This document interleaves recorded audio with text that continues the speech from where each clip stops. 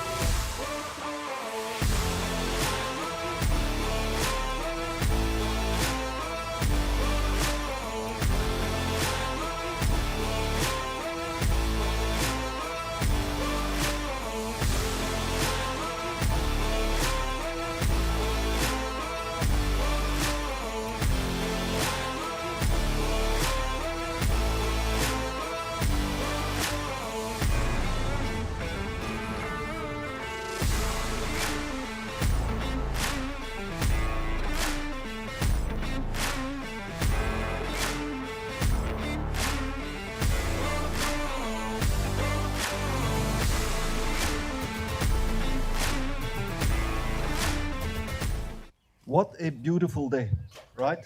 So who was here in 2019? So we're 2024 now, and in those years we had about 300 people, right? Collecting a lot of pounds of waste. How many? 10,000 pounds, right? So give yourself an applause for that. So people come together to make communities more beautiful, and like Walker does, is build a sustainable future, right? Thanks for coming out. We know we have 2 days paid volunteering. 1,200 people, 2 days. That's 2,400 days of volunteering work, which is more than 10 people full-time every day doing volunteer work, which is fantastic. So let's have a great day. Let's collect a lot of waste. Be safe. Everybody has their gear on. Well, I think really, the greatest gift that we can give each other is time.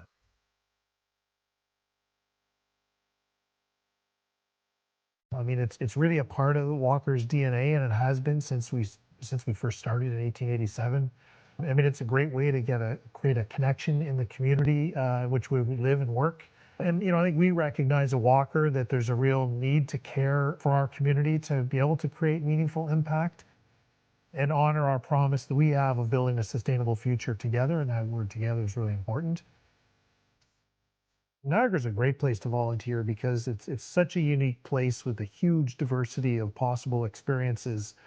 As an example, an event like the World Rowing Championships really can only happen in a couple places in Canada, of which Niagara's one. When you do like the Canada Games, when you do World Rowing Championships, people from outside of Niagara come to volunteer. Some of the people I've met over the years would come in from Barrie and Peterborough to volunteer for events because they get such great enjoyment out of it. They take the experiences back with them, but they know deep down it's important to do what they do. They're not always necessarily a sport fan, but they're community builders, and they understand how important it is to the community. So I think this region is a great example of people that get it and understand that they get something back. I'm not talking about a t-shirt or a hat, but there's things you take away from sport that only sport can deliver emotionally and connection-wise. So I think that it becomes invaluable, and people get it here. There's no question about it. They do in other areas too, but this is a very fertile area of those that are interested in stepping up and stepping forward to help out because they know the result and what it does for the community. A lot of us have had experiences in our life where someone gave us their time. They gave us their talent, their energy, and that allowed us to become who we are. And so many of us want to have that opportunity to give back in the same way that others gave to us. Volunteering is that chance to give back, whether it's helping out young people in the community that are, experiencing the world for the first time, or it's working with folks who are disadvantaged, who maybe have had a tougher lot in life. it gives us that opportunity to give back in the way others have given to us, and I think that's where that sense of pride comes from, right? Not just to show off what's amazing about our community, but to also demonstrate how important it is to be a good community member. So to all the volunteers supporting the World Rowing event, I know you're creating an incredible experience for our athletes and guests from around the world. You are making a difference, and we are thankful for your time and dedication. The Walker team is so very proud to be the official sponsor of the volunteers at the World Rowing Championships. We're very grateful to be a part of the Niagara community and really to all the volunteers supporting this event and creating an incredible experience for our athletes and the guests from around the world. Just thank you so much for offering a warm welcome from Niagara.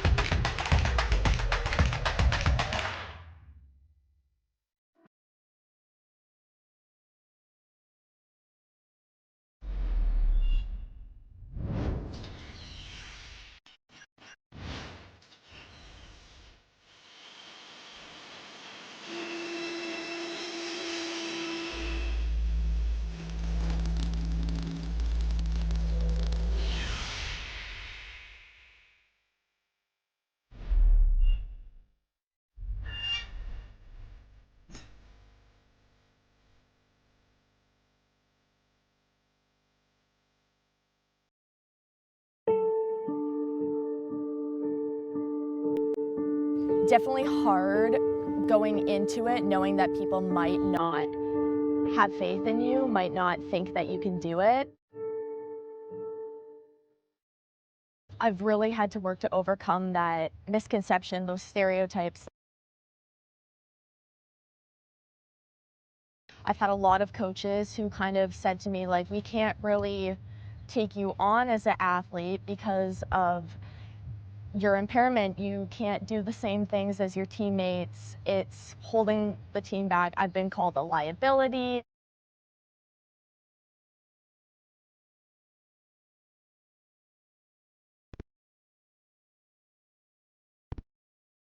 Because I really want to advocate that I am capable of doing this. My friends who have impairments are capable of doing this. It doesn't mean that we just have to be recreational athletes. We can compete at a varsity level. We can be competitive and win races.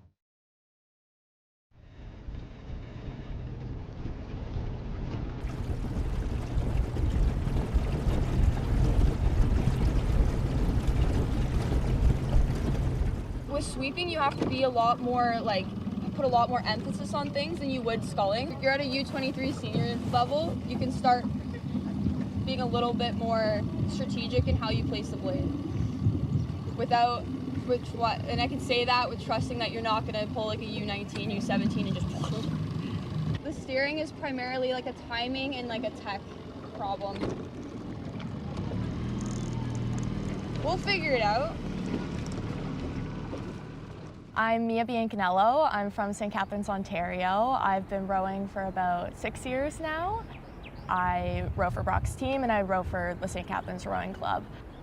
I was born with a genetic condition called oculocutaneous albinism. It affects the pigment and the melanin in your skin, which plays a big role in the development of your eyes. And so because I have that kind of delay in pigment, my eyes did not develop correctly, and hence I am visually impaired. So my vision has affected me my whole life. I have depth perception issues. I have very big fatigue. I had a hard time seeing the ball when I was playing soccer, following along in a dance class. And so I was kind of looking for something new to keep me active, and one of my neighbors was very into rowing at the time, so I did like a learn to row camp and I just loved it. So when I transitioned from elementary school to high school, I signed up for my high school's rowing team, and I just have been going ever since. I've enjoyed it so much. This team has been really good. I've had really good experiences with my coach, Liz Anese. Probably the reason why I've stayed in the sport is because I've had her support for so long from a coaching perspective. She's always been willing to put me in a successful spot, push me to my limit, just like she would any of her other athletes. When I started rowing, I looked for athletes who were like me, who had similar impairments, because they don't advertise that the same way they advertise other athletes that most people look up to in their sport. One of the first ones that I really did look up to was Victoria Nolan. So she's another visually impaired athlete. I've always looked up to her from like a bystander point because of how she's persevered in the sport and pushed herself even through vision loss. I was able to see a lot of the things I've gone through her, and that was really nice. And she's just a great person. When I've talked to her, she's so kind and so willing to give support.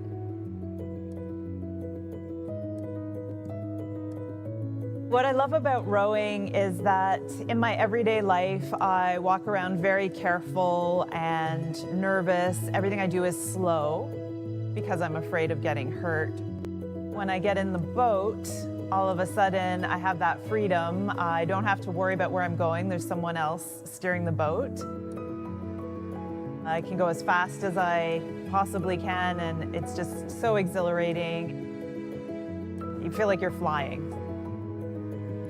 One of my fondest memories was rowing here in St Catharines at the Royal Henley Regatta. It was Canada versus the US, and my husband actually brought a whole school bus of people down from Toronto to come and watch the race. So the stands, it was packed. All of my friends and family were there.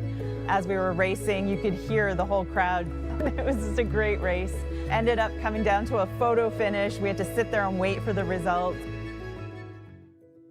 The US beat us by like 1/100th of a second, so it was a pretty amazing experience. Regardless of what you're racing for, it's about your own efforts and your own goals outside of, what the external result might be.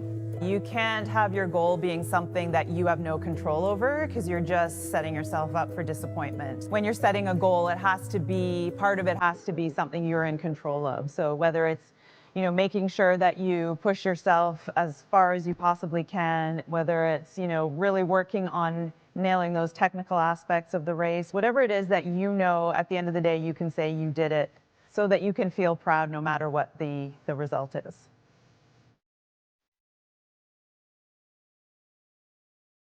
From an athletic standpoint, I'm trying to prepare myself for my university season, hoping to be the fittest I can be for our training camp and selection process. From an advocacy standpoint, I'm trying to just implement more para races where I can. I'm trying to advocate for para athletes to be included. So for me right now, my goal is our Ontario University Championships. I'm trying to make sure that we have an event for para athletes, that our race is set up and accommodating. I'm also trying to get that at our national championship, have that population show up and show that we can be competitive and we can do something hard like this.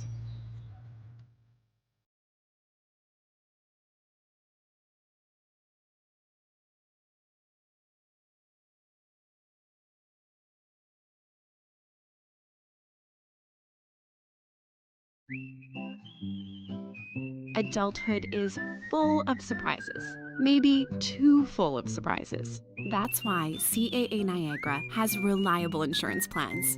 Be ready for the unexpected expenses with home, auto, life, travel, and pet insurance plans.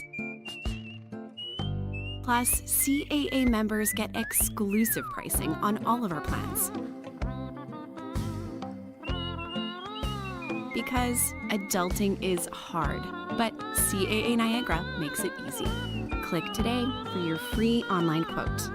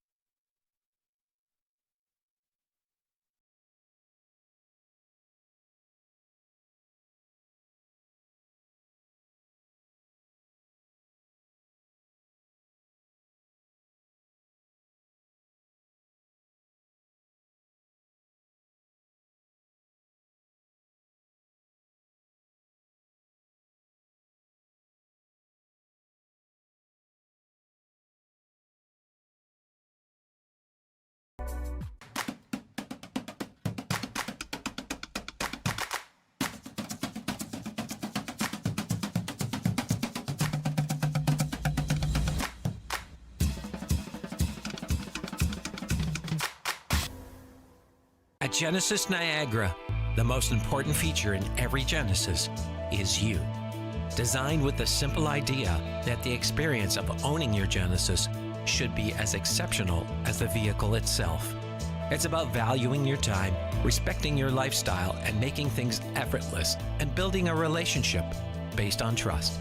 Genesis Niagara serving Hamilton, Niagara, where you are at the center of everything we do. Team Canada and Pilataria Estates Winery unite with a perfect pairing of tradition and excellence. Deeply rooted in pride, respect, and the pursuit of greatness.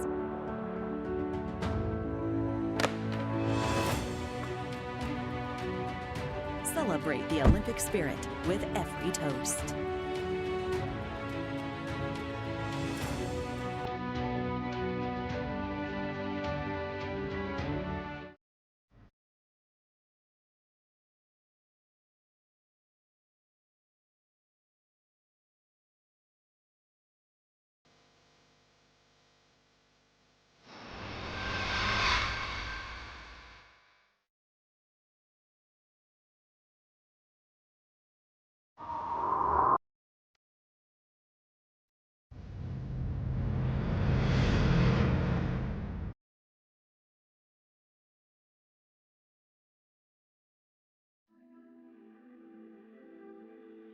So I started Ridley back then. The earliest you could start was grade 5.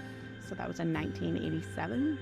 So I started in grade 5 and continued through. I started rowing. A friend of mine in grade 7 wanted to do the rowing camp. And then in grade 9, when you could start rowing at Ridley as a sport, one of my friends told me that we needed some more girls on the rowing team. So I came out and started then. Back then, we didn't row in the fall. We started with indoor training. So it was a lot of rowing ergometers, strength training. I remembered it was really, really hard. But then when we got on the water in the spring for the racing season, it all kind of came together. So I rowed throughout high school and I loved it. And that was part of my decision making for university. I wanted to continue in university. So I went to Western and continued rowing throughout my university degree, and I loved it. And that's where I also started coaching. So I started coaching for a local high school there that some girls were looking for a coach. So a bunch of my teammates, we decided that we would coach a high school team there. You learn a lot. It was kind of trial by doing. So it was great. The student athletes that we were coaching were great, and we had really supportive coaches of our own who helped us when we needed help. But it's how I learned, how to rig boats, drive a trailer, everything from putting in entries to regattas. And the team was very new too, so we were teaching them basically from scratch. And although I really enjoyed it, I kind of wanted to come back. And at the time, Ridley was also looking for a women's coach and had asked actually a couple of times if I was interested, but I had other coaching positions. So when the timing was right, they were looking for a coach and I was interested. So 11 years ago. There were few big changes. Number one, it became like a full year sport. When I was a student here at rowing, we didn't do fall rowing. It was indoor training, winter training, and then the spring season only. When I started coaching here, it was a full year. So we did fall regattas, fall training, so it was year round. The other thing was when I rowed here, there were a lot of women rowing, girls rowing at the time. And when I came into this position, the numbers had reduced quite significantly. So one of the things that we've been really working on is trying to increase those numbers again. It's been going really, really well. Last year, I think we were just under 30, which is, for kind of our size of school, a good size program.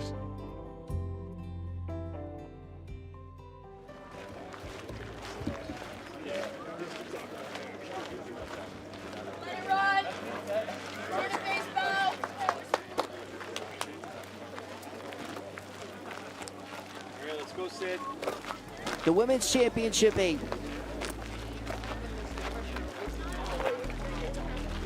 The Brock University 25th Anniversary Trophy Final.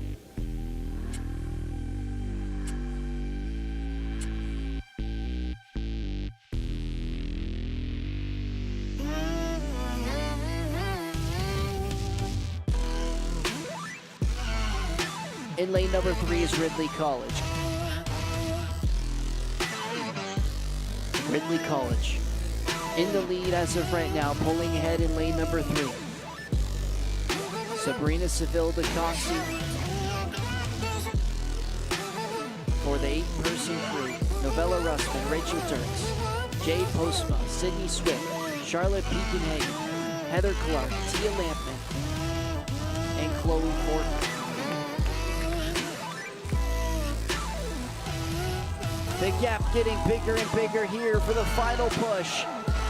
Ridley College in lane number 3, holding on, and will win the Brock University 25th Anniversary Trophy as the champions of the Women's Eights.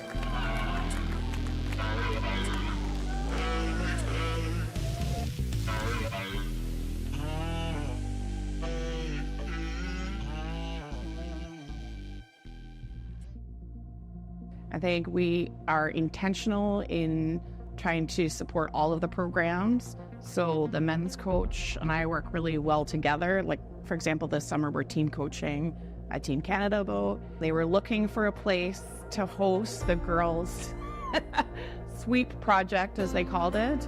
And so together with some other school coaches, we put our hand up to say we would host it here at Ridley and in St Catharines. We didn't plan on doing it this way. It was not really, we kind of thought our athletes would go through selection and then move on to, you know, be with their team and coach somewhere else, but didn't work out that way. So it's been a really positive, you know, we kind of realized that, oh, wait a second, this is actually a great place to host it. We've got the Henley course, which is going to be hosting the Worlds.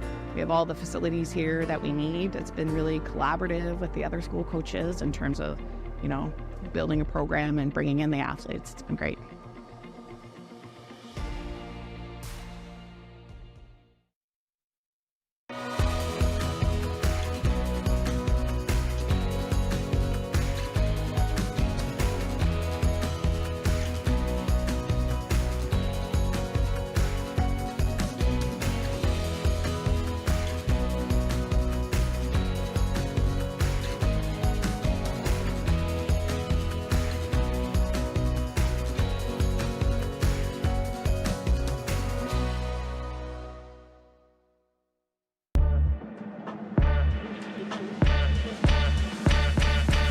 When you're purchasing swimwear from the Salty Bikini, you're getting beauty, confidence, and the latest in swimwear fashion. Every woman deserves to feel like a goddess in her swimsuit. Say goodbye to stress and hello to confidence as you shop with us. The Salty Bikini is proud to be a platinum sponsor of the 2024 World Rowing Championships. Good luck to all the competitors. Come see us in-store at the Salty Bikini. We're located in the Ridley Heights Plaza in St Catharines, Ontario, or visit us online at thesaltybikini.ca. Welcome to White Meadows Farms. Join our Discover Maple Sugar Bush tour and explore the world of maple syrup. Meet our expert guide and discover traditions that have thrived for centuries. Hop aboard a tractor-drawn wagon and journey to the heart of our forest. Indulge in legendary treats like taffy on snow and experience our 100% pure maple syrup. Finish with a maple syrup tasting and see how we elevate maple beyond the breakfast table. Book your experience today and discover everything Canadian maple.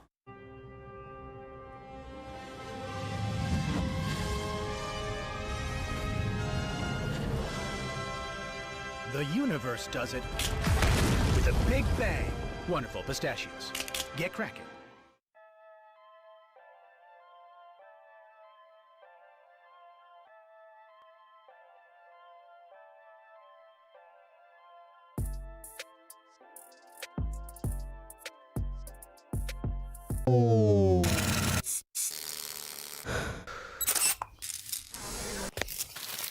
Niagara College Bob.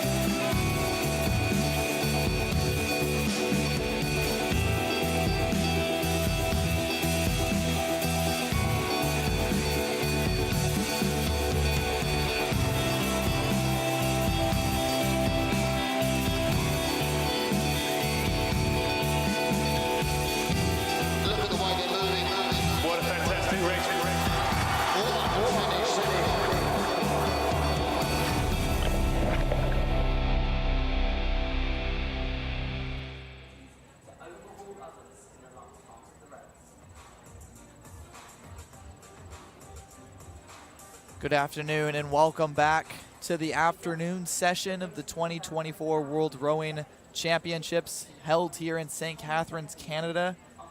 It is day 7 of 8 this week. My name is Micah Newitz here with Jana Paquin. It's going to be a very exciting afternoon. Lots of amazing boat classes here racing. Jana, do you have a personal favorite? I am really excited for the men's lightweight single coming up because there's Paul O'Donovan. He's a 2-time Olympic gold medalist, and he holds the world's best time in the lightweight double that he got in the Olympics in 2021. And then there's also Niels Tor, who has the world's best time for the lightweight men's single with a time of 6 minutes 39 seconds 0.56 that he actually achieved last Sunday during this regatta. You see on the screen, that'll be the third race of 6 here this afternoon. The first one being the PR3 men's pair. Again, this will be the only para boat class here at the World Championships this year, as the Paralympics start up in 6 days, August 30th. The first rowing event will take place September 1st. So what the World Championships does every 4 years when the Olympics happen is all of the boat classes that don't race in the Olympics will take place at the World Championships that year. So many Olympians racing today, both in the women's and men's single sculls, who would have been just weeks ago at the Olympic Games in Paris. The conditions on the course today, currently 26 degrees Celsius outside. A little bit of cloud coverage, which is always nice when you're out on the water. Not too much protection from any trees or bushes, that sort of thing along that line. The wind will be in the faces of these rowers, coming from the southwest at about 8 kilometers an hour with gusts up to 15. So not as much as we saw yesterday when the gusts were up to 22 kilometers an hour in the faces of these athletes.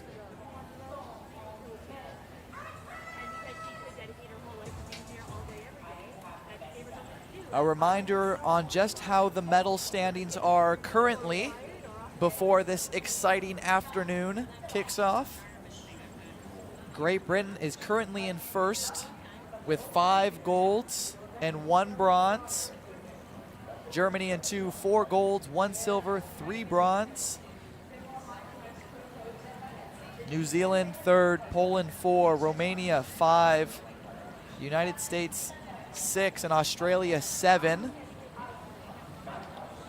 Again, we're going to see a lot of these nations move up and down in these standings today as we have 6 races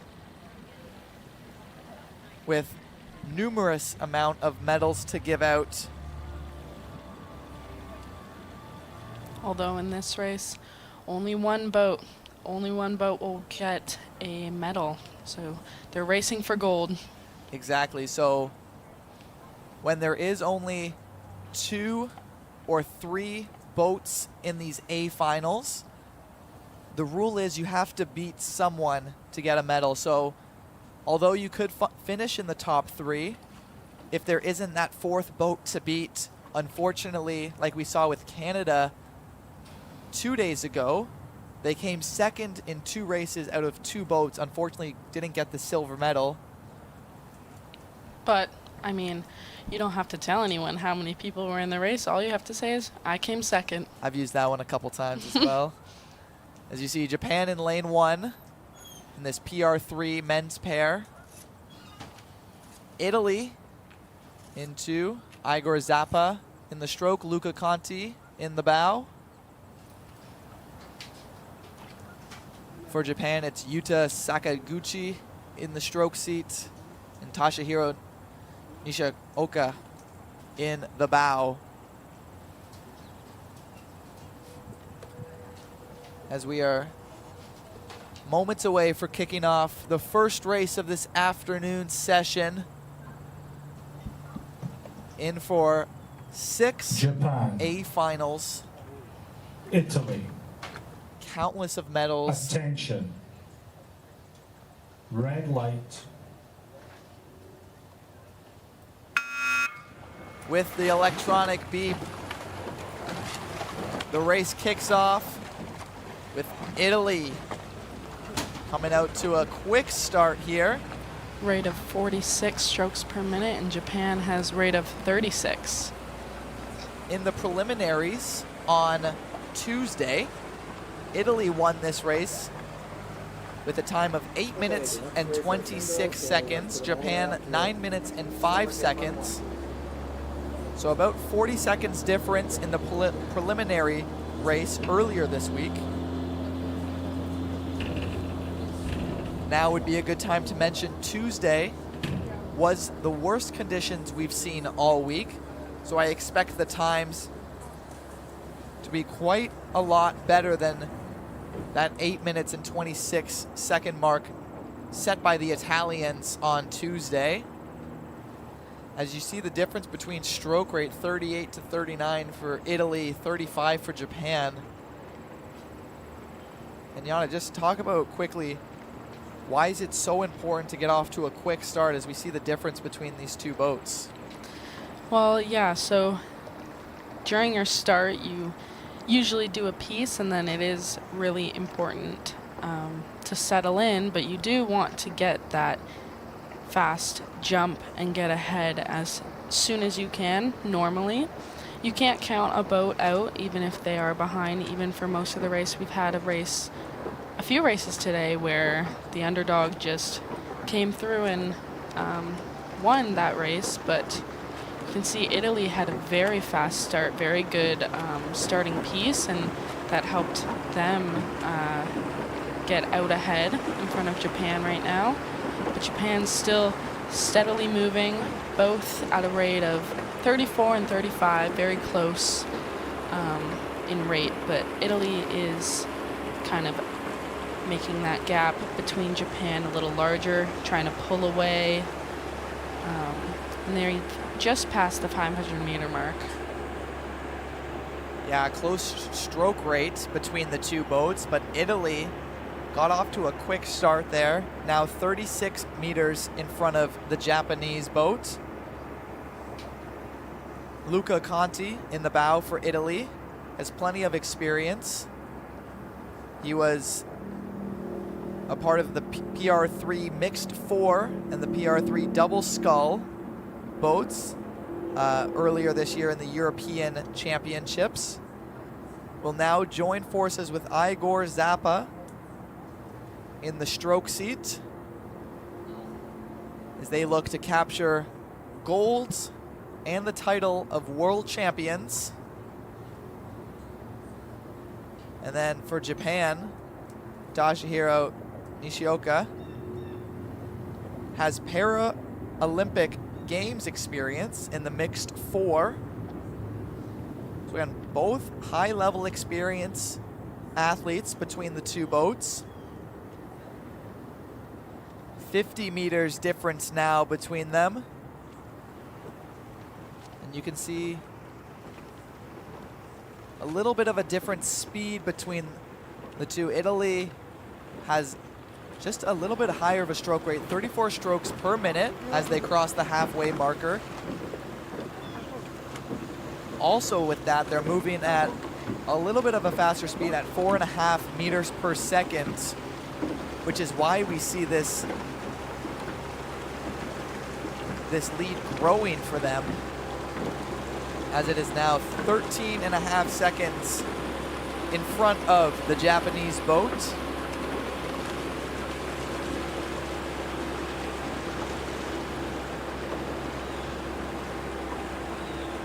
Now beside the Henley Island on the course to the right of these rowers. That's where athletes will be and coaches will be supporting them. That'll last until about the 1,500 meter marker, where the island will end. And then as well, the trees in the background there will end and the water will open up a bit, which is why we see this favorable lane kind of away from lanes number 1 and further closer to that tree line as you see at the top of your screen.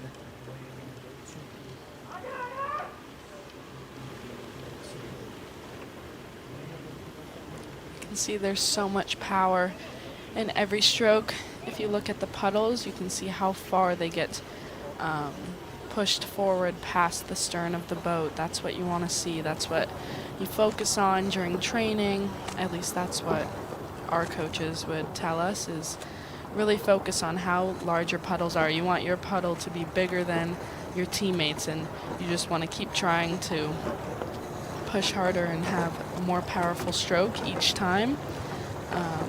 And yeah, just propelling the boat towards the finish line, towards your end goal. You can see how in time these rowers are. Japan and Italy, both amazing technique.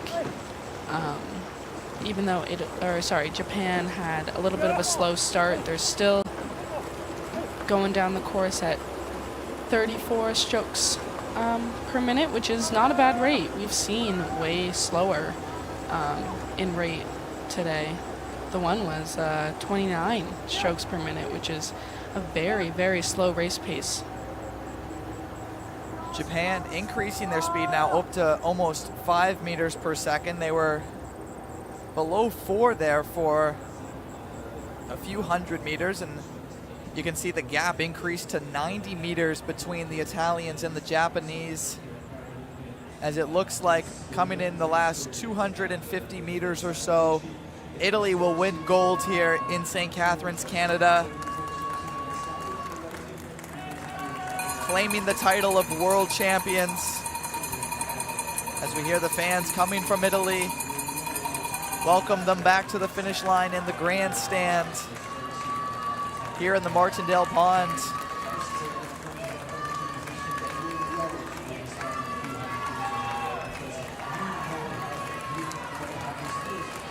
The experience of Luca Conti in the European Championships PR3 Mixed 4 and the PR3 Double Scull paying off as himself and Igor Zappa cross the finish line. World champions, the gold medal for Italy. Let the celebration start.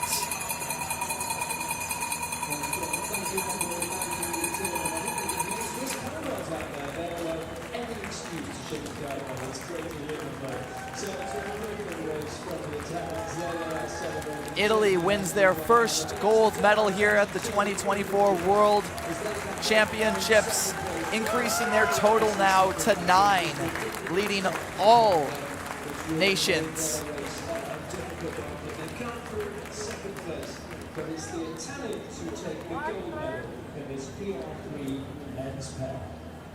Japan second place with a time of 7 minutes and 57 seconds. You can see how tired and how much energy they put into that race. They definitely left it all on the course there. Both boats 30 seconds faster than the preliminary time.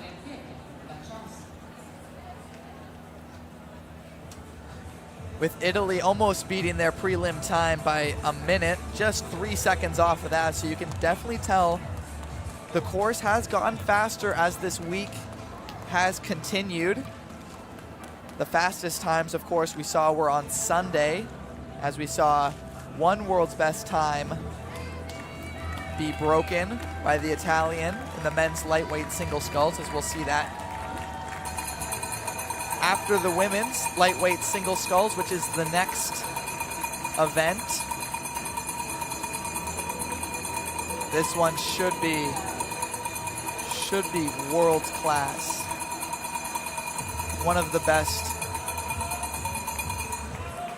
events probably for the whole week, I would imagine. It's very interesting. Japan only has a speed coach in the bow that I can see. Usually a stroke seat has the speed coach or stroke coach. So interesting. Again, this is the para boat class, the PR3. So different strategies coming into play depending on what abilities and disabilities the athletes have to work with. Amazing race from both these crews. As they get off their boat, waiting to accept their medal. Stay recovering, grab your water.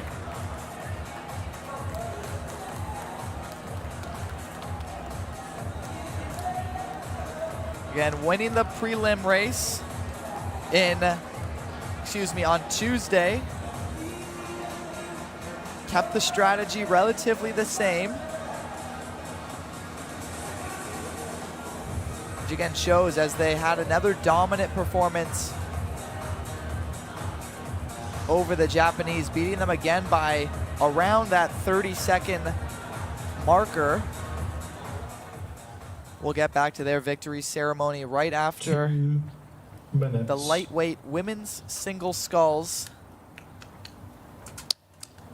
An absolute masterclass of a race we're gonna see here. Greece, the fastest qualifying time, only 2 seconds behind the world's best time. So you can kind of see that. Everyone coming here and everyone's gonna be having to fight. There is no guaranteed winner until you cross that line. In lane 1, France, Aurélie Maurizot. Lane 2, Ireland, Sahobin McRowan.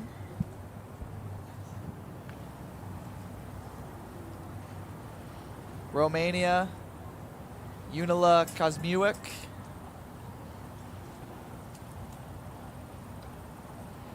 The silver medalist from Paris a few weeks ago. The bronze medalist, Zoe Fitsu, in the 4th lane for Greece. Mexico, Kenia Luxua Alanis in lane 5. Laura Tiefenhaller from Austria in lane 6. We'll round out the A final here in St. Catharines.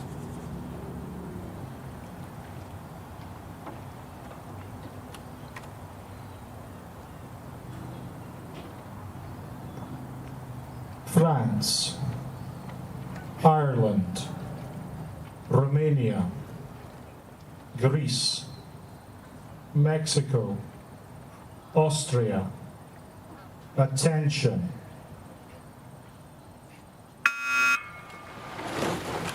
Getting their boats off as quickly as possible there. Laura Tiefenhaller closest to the camera.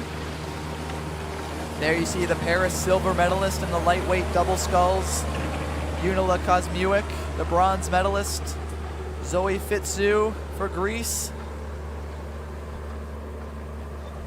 Greece there falling a little bit behind the stroke rate at the beginning. And it's not about how you start, it's about how you finish.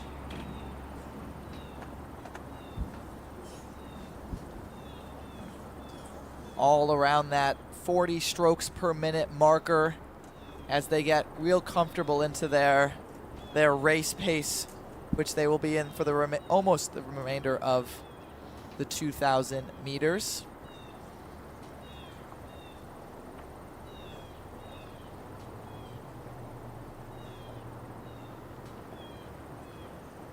We talk about the pedigree and the resumes of this race. Romania's Unila Kosmiuk taking silver at the Paris Olympics in the lightweight women's double sculls event. Zoe Fitsu, the bronze medalist in that discipline at Paris. Both in the middle lanes, protected by the other 4 rowers on either side of them. Fitsu falling a little bit behind the pace as we cross that 500-meter mark. Unila Kosmiuk looking for gold here at the World Championships.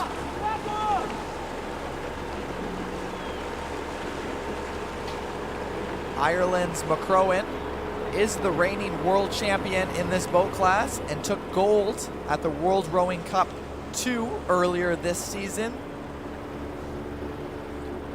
So another name to look out for as she's currently in 4th place, 1 meter behind France and Mexico, who are currently just behind Romania, as there's the 1, 2, and 3 there. 11 meters is Fitsu. Tiefenhaller 6 meters behind the Greek rower, but has the highest stroke rate.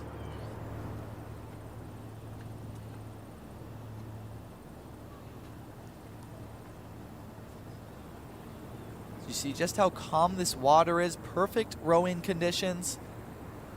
With that tailwind blowing into their faces, giving them just that little extra support. Doesn't necessarily mean you can take it easier. As you know, the rowers beside you won't. Ireland now in 2nd. You see just how quickly things can change. Mexico now in 5th.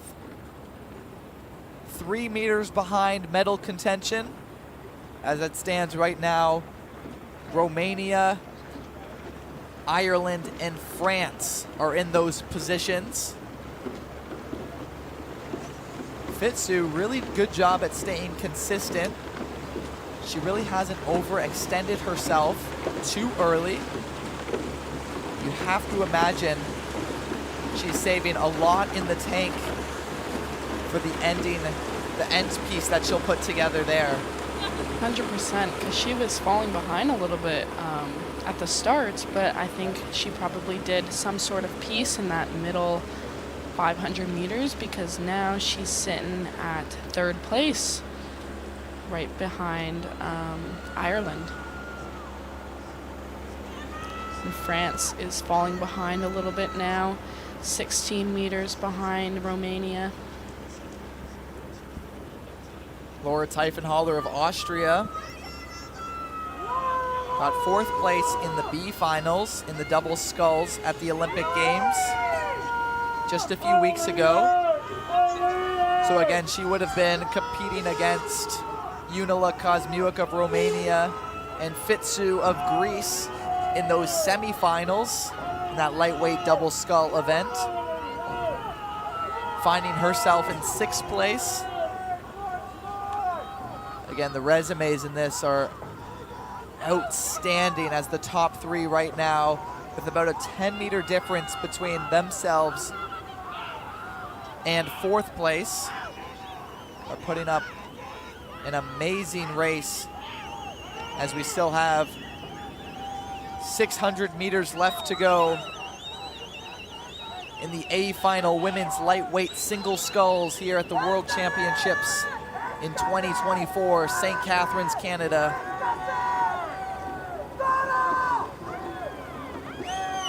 The French rower Morizot claimed 3rd in the World Cups.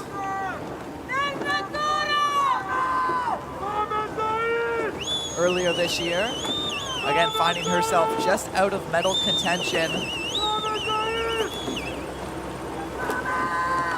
Now 16 meters behind 3rd. I'd imagine the stroke rates increase here, the speed increases here. And I dare to say the fans at the grandstand are gonna be extremely loud as we enter the last 350 meters of this grueling discipline. You cannot be weak-minded coming into this. Countless of mornings, countless of sacrifices made to put themselves in this situation, contending to be a world champion. Ireland has already been claimed that wants to go back-to-back from 2023 to 2024, 7 meters behind the Romanian, who just won silver in Paris weeks ago. You can see she's already starting to smile as she's coming up, hearing the crowd cheer. She couldn't help it but get excited. 100 meters left to go, and she will not only be a silver medalist at the Olympics, she will be a world champion here in St. Catharines, Canada. Ireland, 10 meters back. Fitsu now overtaking in 2nd place. It will be Junela Kosmiuk, world champion, improving on her Olympic case. Following behind her once again is Fitsu of Greece. McRohan from Ireland will win the bronze. Ireland stopped very early there. She stopped before the finish line. That's why it's always a good practice to row all the way through those white buoys. 3 seconds behind.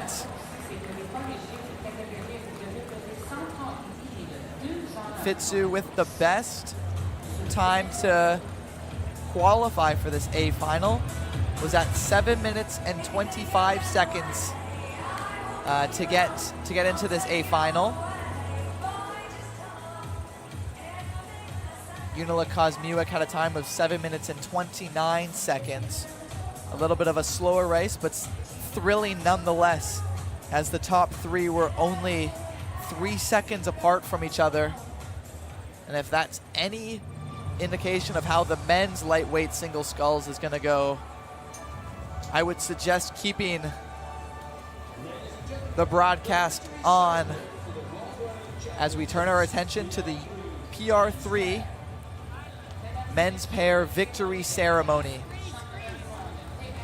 3, 2 de pointe, hommes. The medals will be presented by Les médailles seront présentées par Executive Director, World Rowing, Directeur exécutif de World Rowing, Vincent Gaillard, accompanied by accompagné de PBO Client,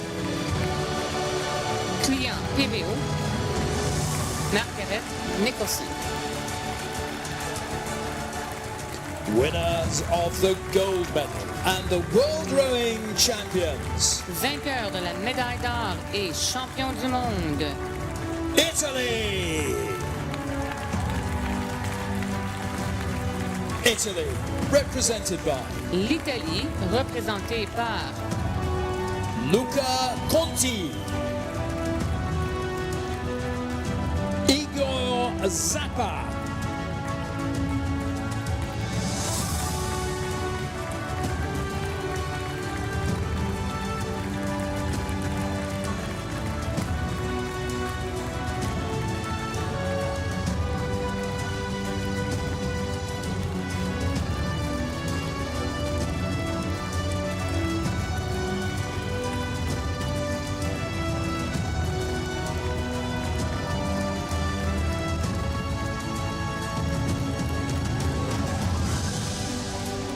Ladies and gentlemen, please join us for the national anthem of Italy.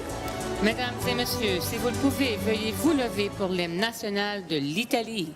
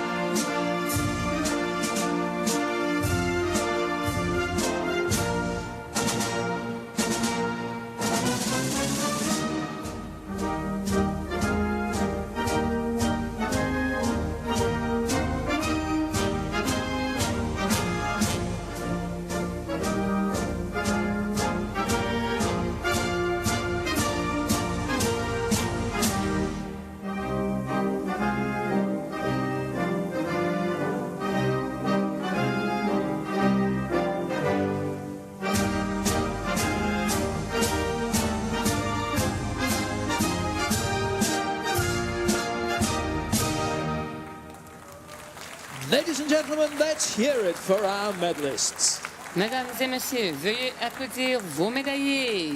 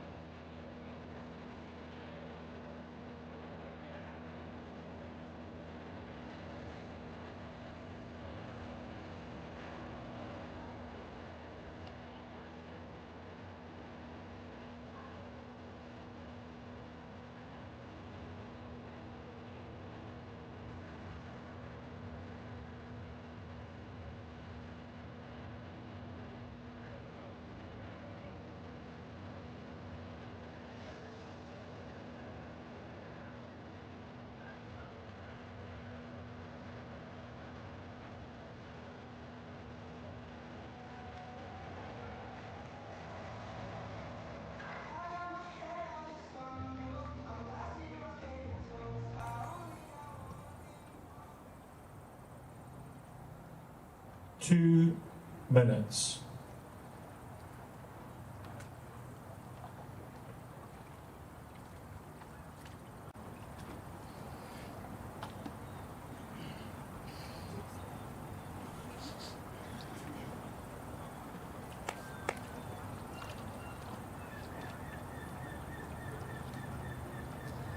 Men's lightweight single sculls A final.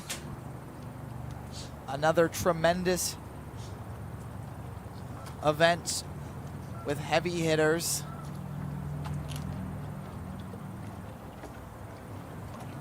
In lane 1, Alexis Lopez Garcia from Mexico. Julian Schoberl from Austria in lane number 2.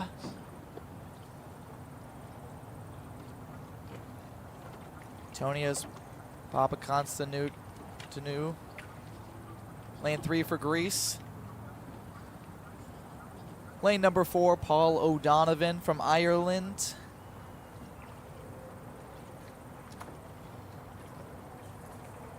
In lane 5, Niels Tor of Italy.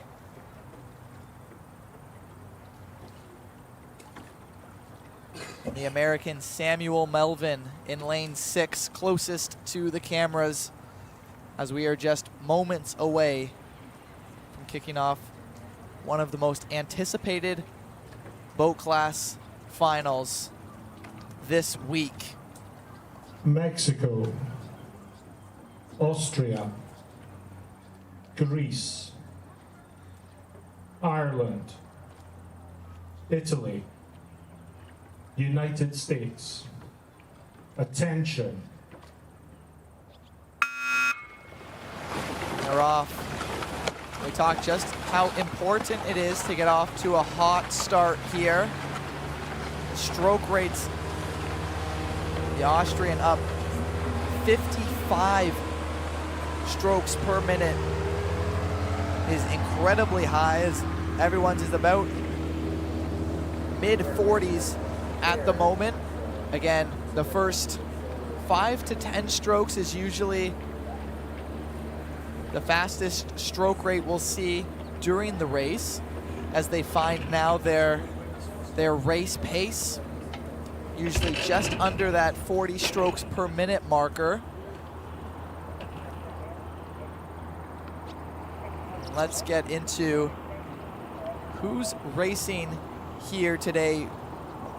We have Ireland's Paul O'Donovan, 2-time Olympic champion in the lightweight double sculls, was just in Paris, where he took his 2nd gold medal.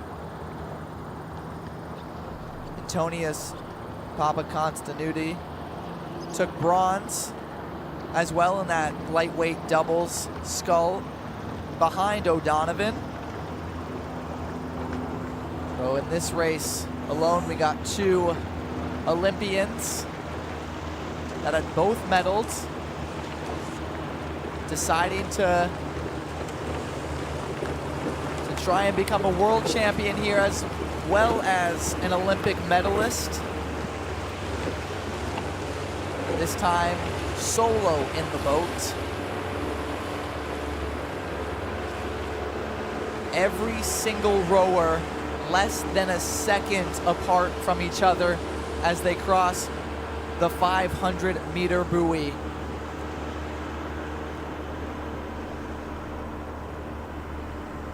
Niels Tor of Italy won silver last year in the World Rowing Championships.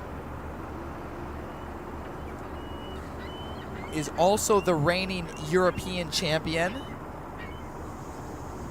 And if you thought that wasn't enough, he came here on Sunday afternoon in the 2nd heat of this discipline and put up a world's best time. The only one we've seen been broken here in 2024 World Champions, with a time of 6 minutes and 39.56 seconds. The American Samuel Melvin, currently in 3rd place, just a heat prior to Niels Torr historic race was just about 2 seconds off of the world's best time previous to Niels Torr beating it. As you see a little bit of a swan getting out of the way of these rowers. There is numerous amount of wildlife on this water. We've seen a couple fish, ducks, you name it, we've seen it this week. It is currently Papa Constantinu in the lead. Paul O'Donovan following 5 meters behind, and then it is Niels Torr in third. Samuel Melvin now putting a little bit of a piece together at the end of that 1,000 buoy, the halfway mark. We usually see rowers put together a piece around that midway mark as they have that strategy they want to implement into this race. They would have been thinking about it all night, going through it in their head moments before this race officially kicked off. And again, from that 1,000 meter mark to the 1,500 meter mark, you'll hear athletes and coaches of the different nations supporting their athletes, as there's the Henley Island, and usually you don't see that in these international events. It's usually just around that grandstand you'll get that kick of adrenaline. Here in St. Catharines, you almost get a full half of the course. You get support. It is now Paul O'Donovan making a move, currently in the lead, half a second over Papa Constantinu. Again, these rowers extremely close to each other. As you see that open water with a beautiful view of the double grandstand on either side of the water. And that is what we talk about when we say the fans came out here to support, and that's exactly what they've been doing all week. This race, nothing different. Paul O'Donovan, 2-time Olympic champion, looking to defend that and win gold here as well. Niels Torr in 4th place. World's best time on Sunday, looking to improve on that silver medal finished last year at the World Championships.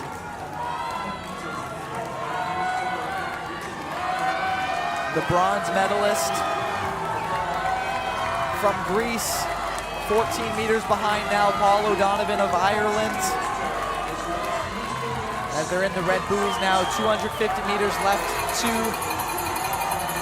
the finish line.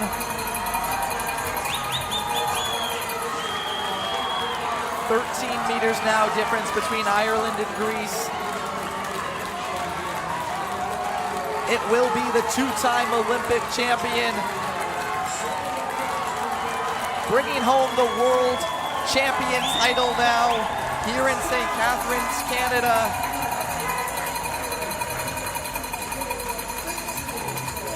With an official time of 6 minutes and 49 seconds. 10 seconds behind the world's best time of Niels Torr, second, Greece. 6 minutes and 51 seconds, and it is Niels Torr edging out Samuel Melvin, who was in third for that last 500 meters. 6:52, 6:54 is the American in fourth.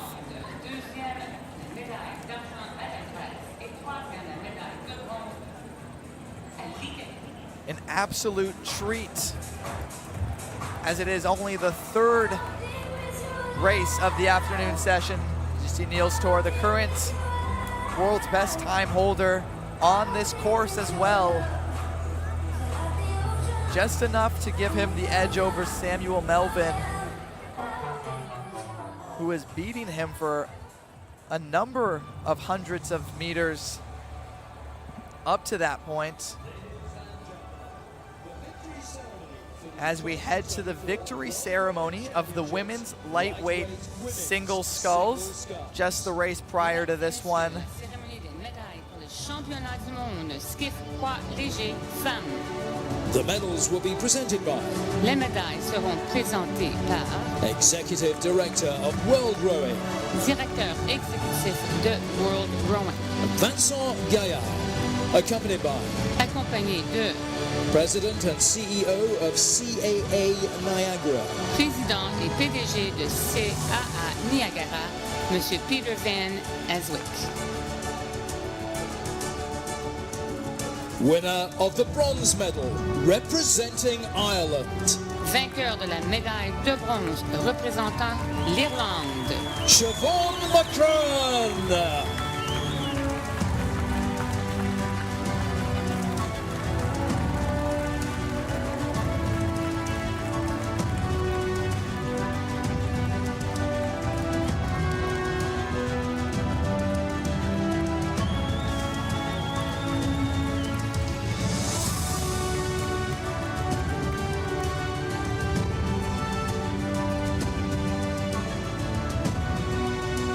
Winner of the silver medal representing Greece, Vainqueur de la médaille d'argent représentant la Grèce, Zoe Fizio.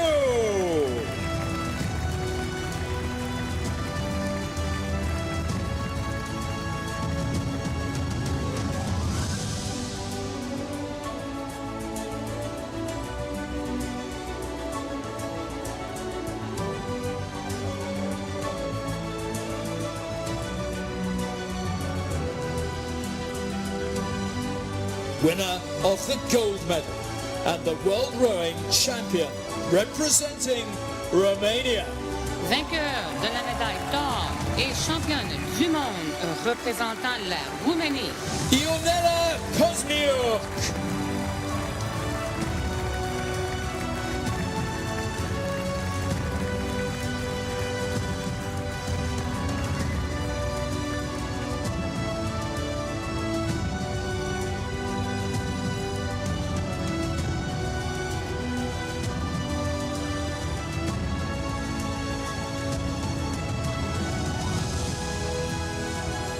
Ladies and gentlemen, please join us for the national anthem of Romania. Mesdames et messieurs, si vous le pouvez, veuillez vous lever pour l'hymne national de la Roumanie.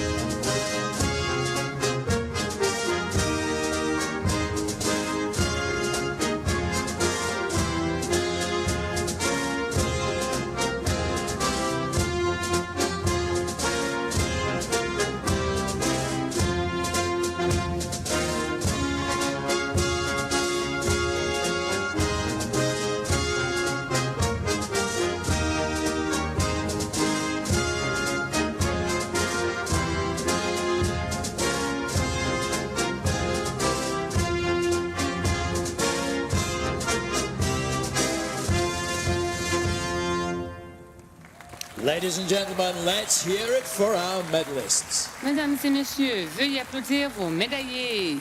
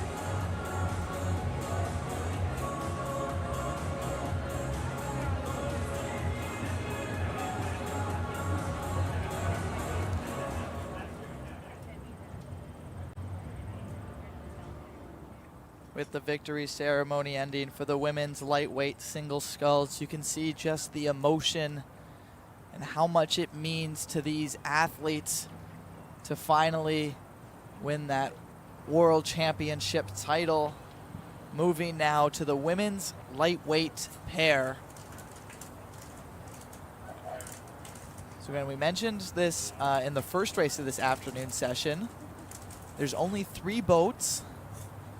We'll get through this first. Canada in lane number 1, Anna Curry in the stroke seats.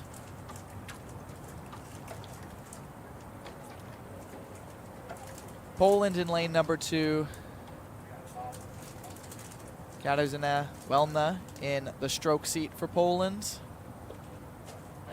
And then in lane number 3, Peru. The twin sisters,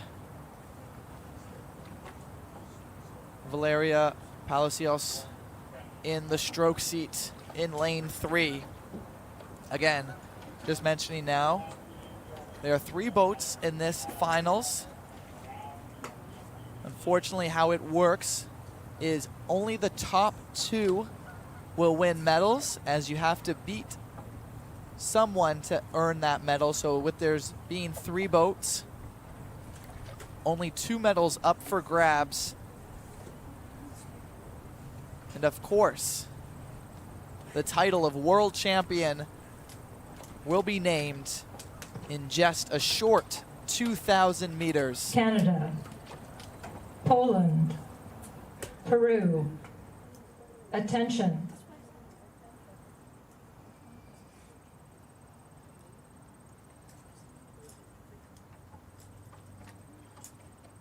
As you were.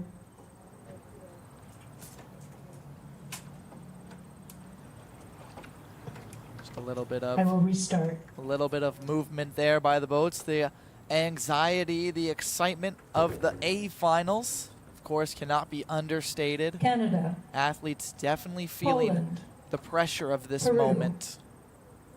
Attention. The boats are off after a little bit of a false start, if you would say. Again, so important to get off to a high stroke rate. Poland right now at the highest, around 48. Now dropping down as they found their race pace.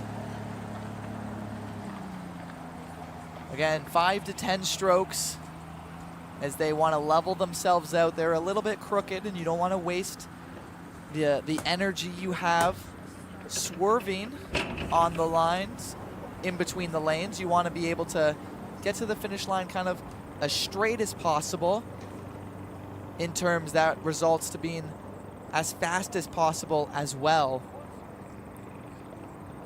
The boats here on Tuesday had a preliminary race, haven't competed since then. Poland in that one came first with a time of 8 minutes and 18 seconds. Canada was second, 8 minutes and 26 seconds, and Peru 9 minutes and 1 second there. Canada right now still looking for their first medal of the World Championships.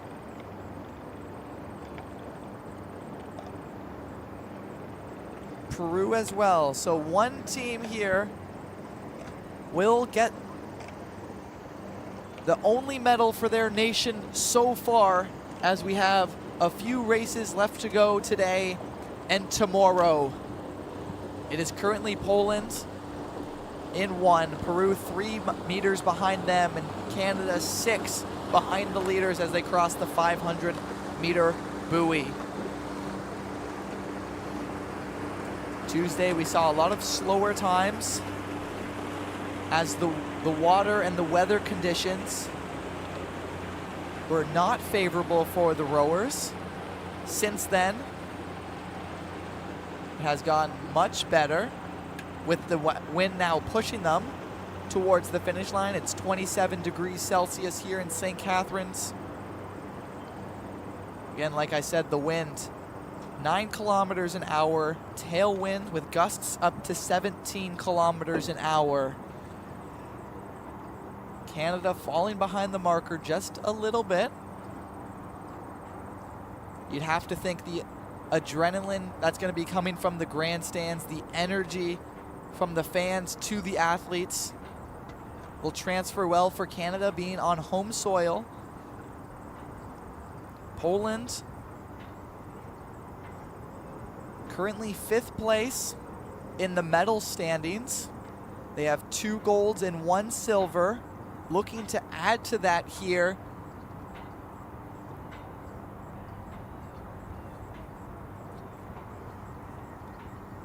We just witnessed 2 of the single scull events, the lightweight single sculls. In this race here, the boats, 2 rowers, 1 oar per person, doing that sweeping motion. Different technique from the sculls.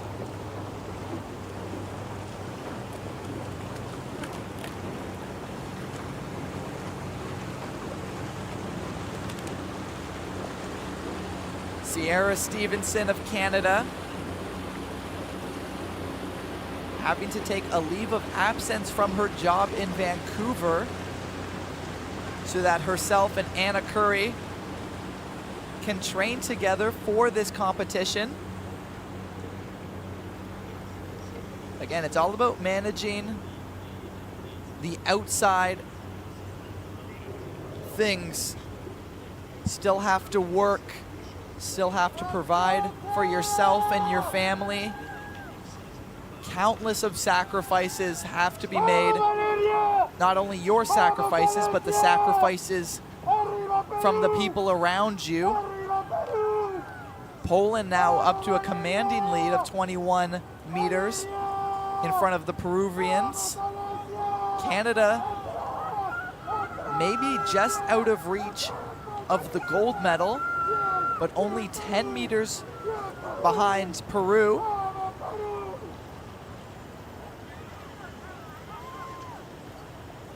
Again, no lead is safe. One mistake can cost you a gold medal and the title of world champion. Doesn't matter if it was at the beginning of the race or the end of the race. The rowers here have to be perfect for even just a chance to win a medal. Gold and silver on the line, passing the 1,500 meter mark. Wouldn't be surprised if we see a little bit of a piece put together by these rowers. We talked about earlier on in the week how we've seen a couple of what we call 30s, 10 strokes for technique, 10 strokes for power, and then 10 strokes for everyone in the boat. Again, when you have this doubles pair event, you're not only doing it for yourself, you're doing it for the rower either in front of you or behind you. You don't want to fail yourself, but you also don't want to fail with your training partner, your duo, who you've been beside this entire time for this moment. Poland won, Peru 37 meters behind now, as Poland's putting on a dominant performance here. If everything stays the same, gold to Poland, silver to Peru, and Canada unfortunately claims 3rd place, but no hardware to be taken home.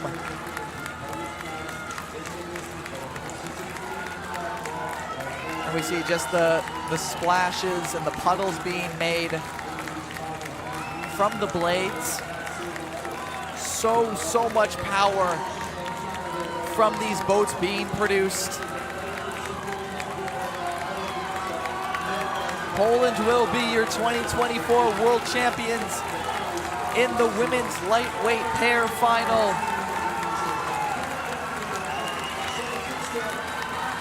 Katarzyna Welna and Jessica Sobernaska of Poland claiming the gold. In second will be the twin sisters, Valera and Alicia Palacios. of Peru claiming the silver medal. And then Canada in third place, unfortunately, wasn't able to bring home the first medal for the host country. But Peru does. Poland, a world's best time and a world's championship best time as well at 7 minutes, 17.02 seconds. An amazing, exceptional performance by the Polish. When you need to turn up, that's exactly what they did here in the finals. Not only winning, but producing a world's best time. Only the second world's best time broken here at the 2024 World Rowing Championships.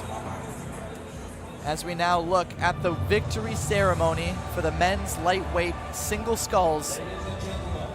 The victory ceremony for the 2024 World Rowing Championships lightweight men's single sculls. Mesdames et messieurs, la cérémonie des médailles pour les championnats du monde skiff poids léger hommes. The medals will be presented by Les médailles seront présentées par Executive Director of World Rowing, Directeur exécutif de World Rowing, Vincent Gaillard, accompanied by accompagné de President and CEO of CAA Niagara, Président et PDG de CAA Niagara, Monsieur Peter Van Eswick. winner of the bronze medal, representing Italy, Vainqueur de la médaille de bronze représentant l'Italie, Niels Torre.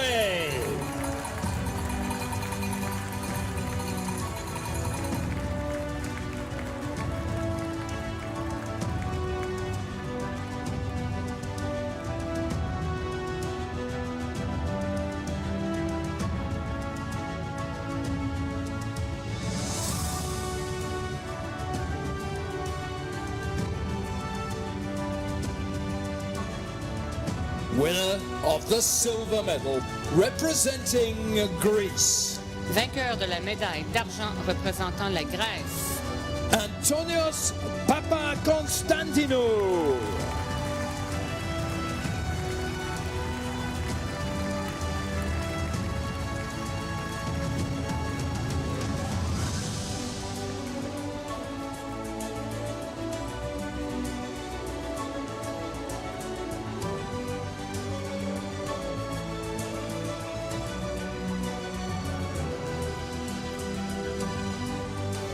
Winner of the gold medal and the World Rowing Champion, representing Ireland, Vainqueur de la médaille d'or et champion du monde représentant l'Irlande, Paul O'Donovan.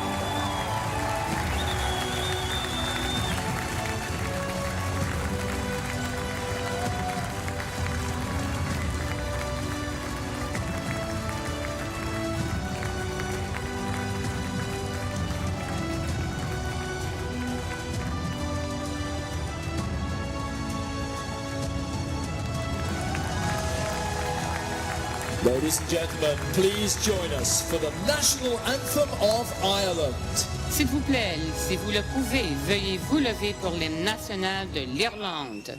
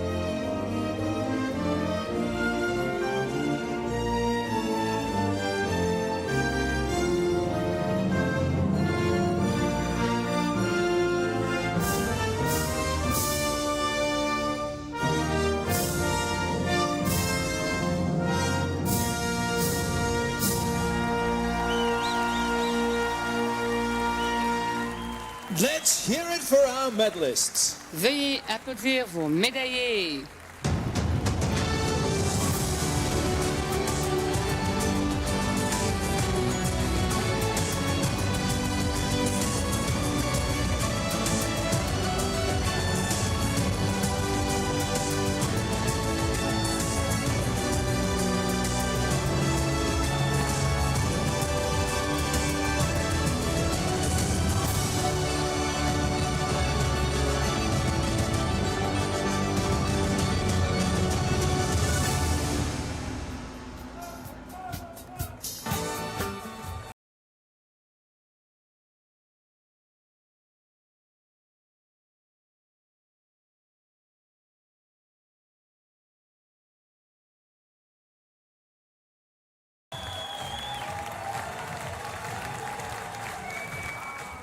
minutes.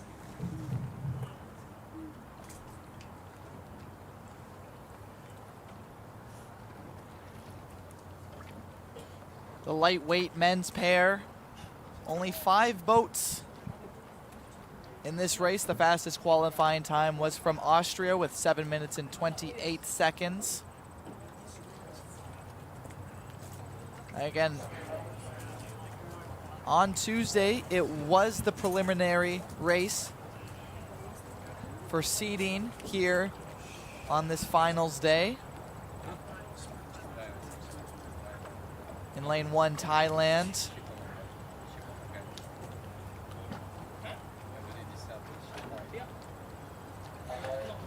In lane 2, Paraguay. We're at a time of 7 minutes and 42 seconds to qualify here. There, lane 3, Austria. 7 minutes and 28 seconds, like I said before, to qualify for this final. Republic of Moldova, 7 minutes and 52 seconds to qualify. And then in the 5th lane, Georgia, the time of 8 minutes and 37 seconds to qualify for this finals here on Saturday afternoon.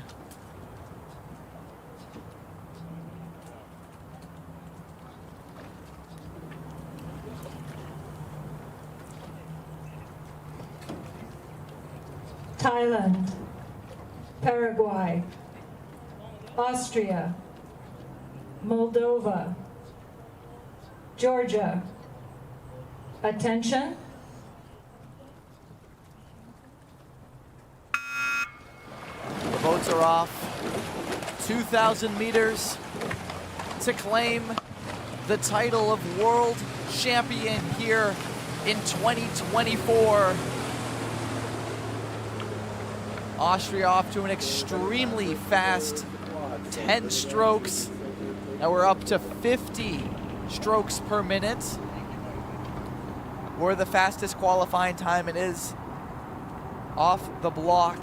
Paraguay and Austria, who are currently beside each other now as the top 2 boats in the first 200 meters. It is Moldova and then Thailand following closely, with Georgia 15 meters back of the Austrians.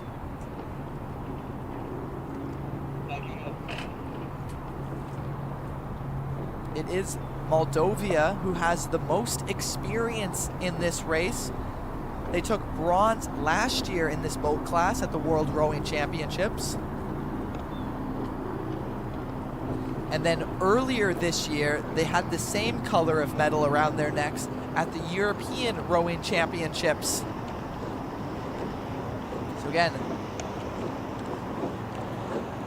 I'm fairly certain they don't want the same color 3 times in the same year. They're going to be going for gold here. But it is the Austrians who will have to stop. Their stroke rate still up, just under 40 strokes per minute, moving at 5.6 meters per second through the 500 meter marker. We just witnessed a world's best time from Poland in the lightweight women's pair. Of course, we see that was the 2nd world's best time we've already broken here at the 2024 World Championships in St. Catharines. This course can either be one of 2 things: extremely fast or extremely slow. There is no in between. On Tuesday, it was one of the slower days, as that's when this preliminary race took place. You saw the fastest time from Austria. I would not be surprised if they beat that time and blow it out of the water. Already up 30 meters on second, which is Moldova and Paraguay. In 2nd and 3rd, 4th and 5th is Thailand and Georgia, respectively.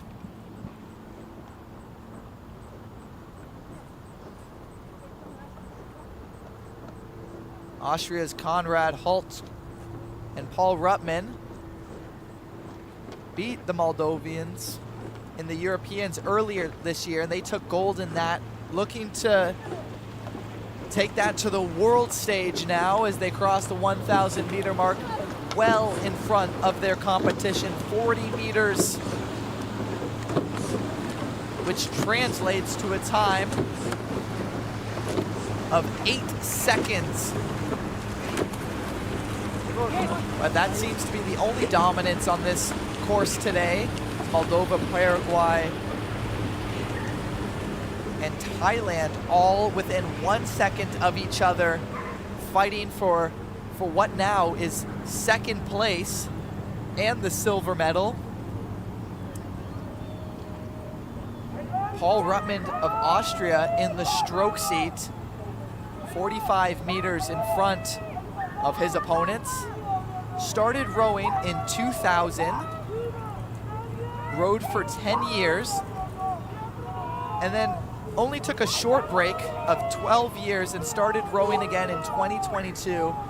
Now only his official second year back rowing competitively. Already won the European Championships earlier this year, looking to add to that trophy case for his kids, who are his biggest inspiration, bringing home a gold again, this time on the world stage.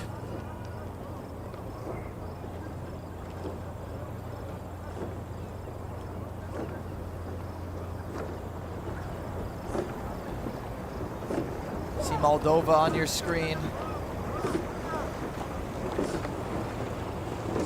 In the bow, Nikita Nakuit. Now his job in the bow seat is to make sure that they're staying as straight as possible from the start line to the finish line. You don't want to be swerving in your lane, as that keeps your time from being extraordinarily fast. Currently in second place, 2 meters in front of the athletes from Paraguay. Really excited to see how this one finishes off. 300 meters left to go. On your screen at the bottom, you see the red buoys. That's the visual representation of 250 meters left to the rowers in the boat, as they can't see the finish line from where they're sitting. 5 meters difference between Paraguay and Thailand for second, third, and fourth. It is Georgia falling behind 70 meters now between themselves and fourth place.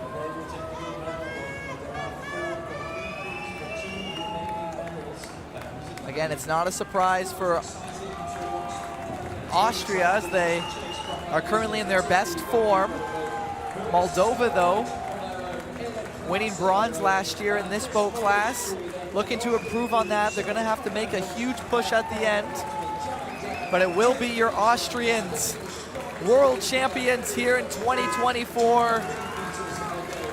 Celebration commence. Silver, Paraguay, third it will be. Too close to say. It could be bronze again for Moldova or Thailand.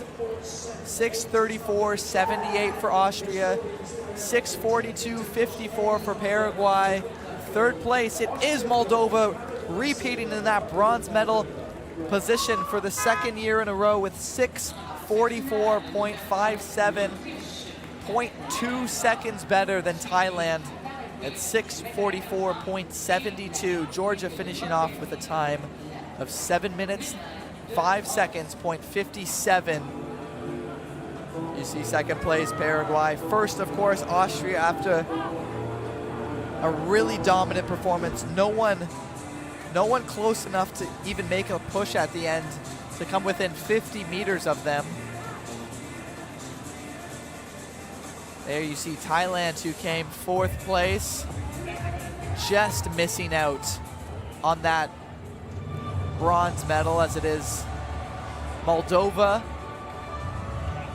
the second bronze medal at World Championships. in that many years. As we look at the women's lightweight pair, where Poland just had a world's best time. We send it over to the PA announcer. Seront présentés par Vice President of World Rowing, la vice-présidente de World Rowing, Tricia Smith, accompanied by accompagnée de President and CEO of CAA Niagara, président et PDG de CAA Niagara, M. Peter Eswick. winners of the silver medal, Vainqueur de la médaille d'argent, Peru! Peru, represented by le Pérou, représenté par Alessia Palacios, Valeria Palacios,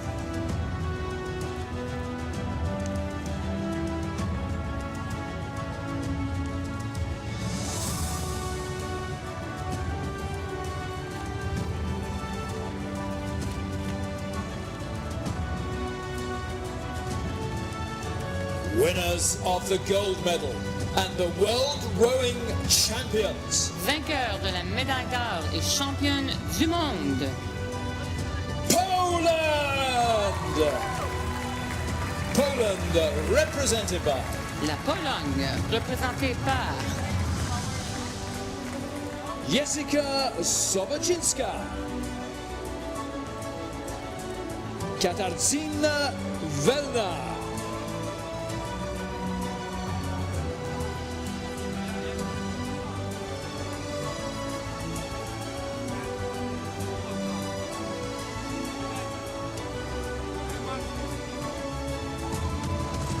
Ladies and gentlemen, please join us for the national anthem of Poland. Mesdames et messieurs, si vous le pouvez, veuillez vous lever pour l'hymne national de la Pologne.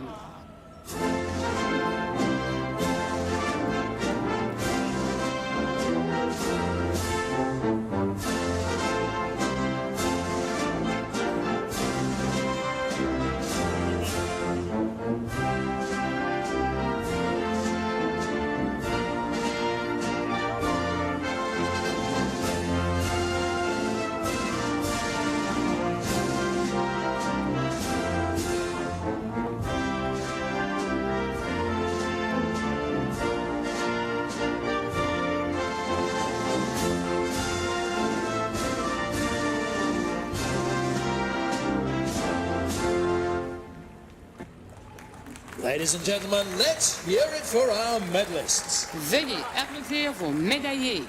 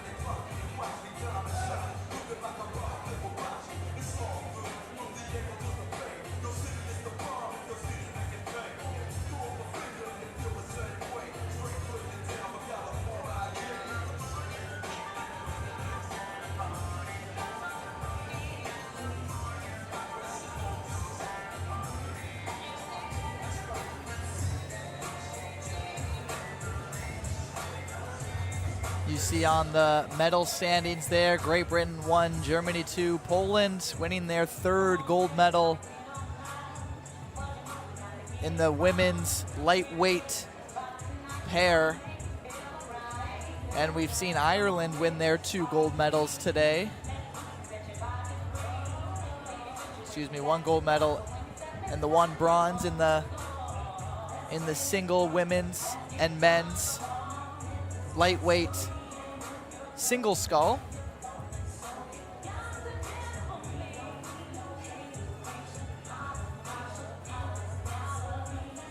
The United States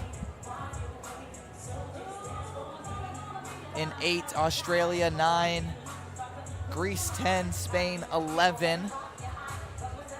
Again, number of great races today. One more that we will be treated to as the Peruvian twins get to do their victory lap back to the Henley Island in their newly acquired hardware, the silver medal. And we touched on early on just how this course in St. Catharines can get. Today, perfect conditions. Monday and Tuesday morning were not to be desired between the rowers. Monday had to be canceled. Tuesday was delayed a few hours. But as we hit the weekend, the weather seems to be extremely good. With the temperatures right now 2 minutes. Being 27 degrees outside, cloudy, as we look at the lightweight men's quadruple sculls to end off today's competition. The fastest qualifying time, 6:33.48 for Germany. That was in the preliminary races on Tuesday. So don't be surprised if we see 30-40 seconds difference between the time posted on Tuesday and the time today. In lane 1, the United States of America, Jasper Louis in the stroke seat. For Germany, number 1 qualifying team here for this event in lane number 2.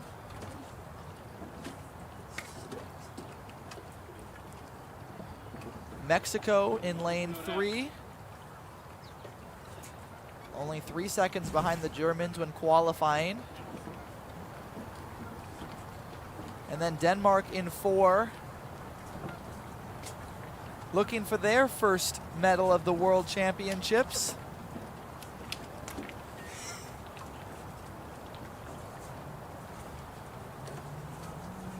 As the medal contention lies here, Germany is in 2nd. The United States are in 8th, and then both Mexico and Denmark have not won a medal here. So Mexico, one of those 2 boats will be bringing to their nation, as it stands now, the only medal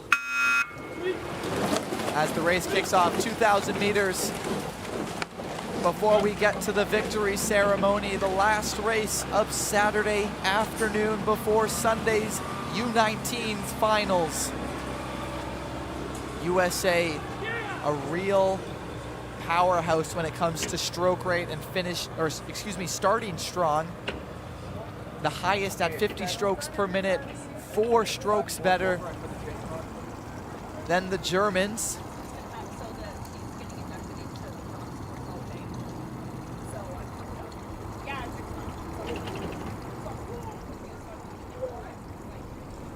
Again, it depends on the nation's strategy. We saw earlier Zoe Fitsu of Greece, she had one of the slowest stroke rates to start a race. She was in 6th place and last place of her race up until about halfway, when she consistently held her stroke rate high enough over her competitors to then finish second, only behind her fellow Olympian Junela Kuzmiuk of Romania. USA and Germany right now 0 meters apart. Then it is Mexico 6 meters back from that, Denmark 20 meters. And at this point, if that distance stays the same throughout the 2,000 meters, no one is safe until they cross the finish line. Multiple times this week, we've seen comebacks from 20 to 25 meters within the final 200 meters of races. You cannot count anyone else. This boat class has 4 entries. Both the silver and the bronze medalists of last year's World Championships are in this event. The German boat took silver, looking to improve and get the gold. Has 2 returning members, as well as 2 returning members for the team USA, who won bronze last year just behind Germany.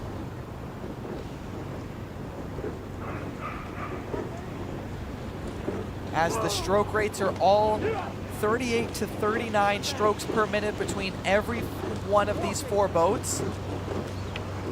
The speeds are also identical.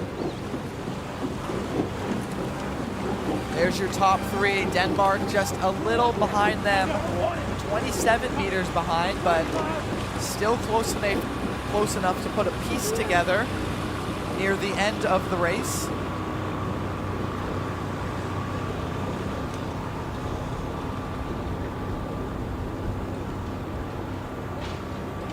Mexico now in front of the USA.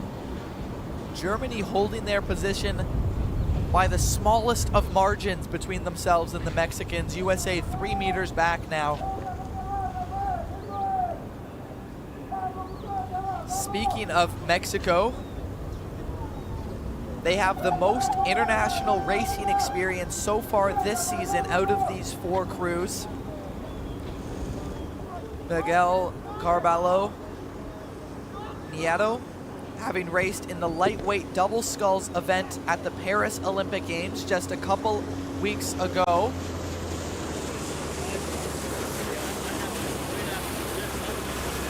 He is sitting in the 3rd seat, just behind the stroke seat, second to your right. It is now Mexico in the lead with the smallest of margins in front of Germany. USA, who's looking to improve on their bronze last year, 2 meters back from Mexico. USA and Germany now falling slightly behind as that meter increases to 5.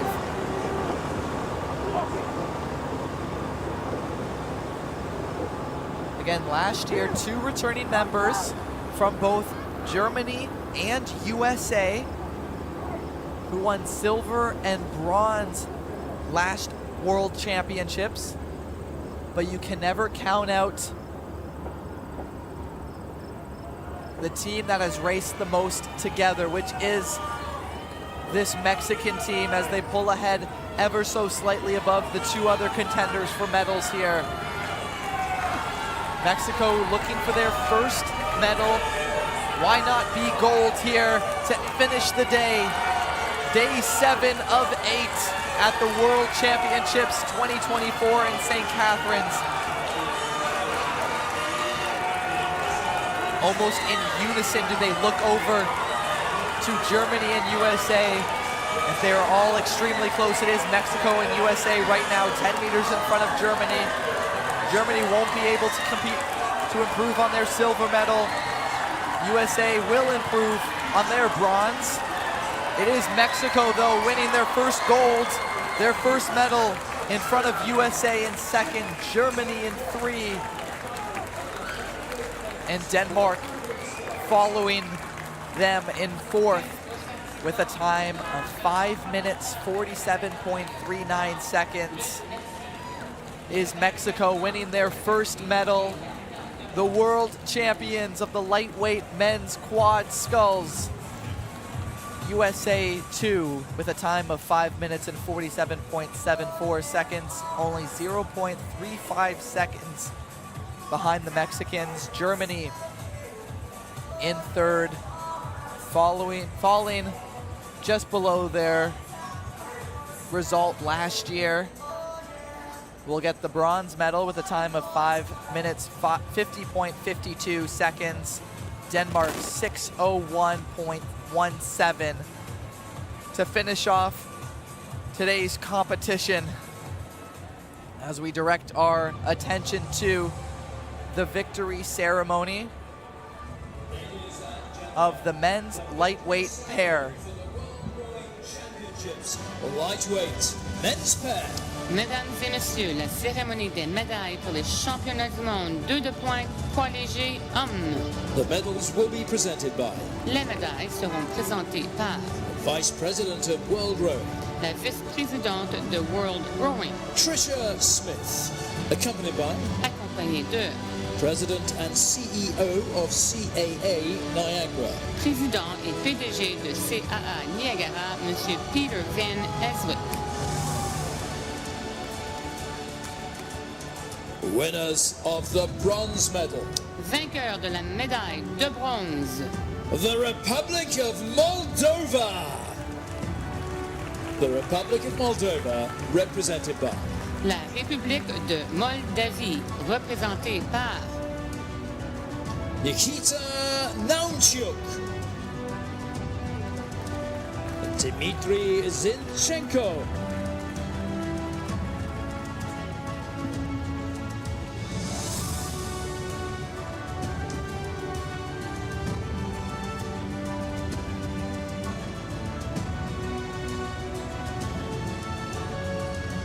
winners of the silver medal, vainqueur de la médaille d'argent, Paraguay.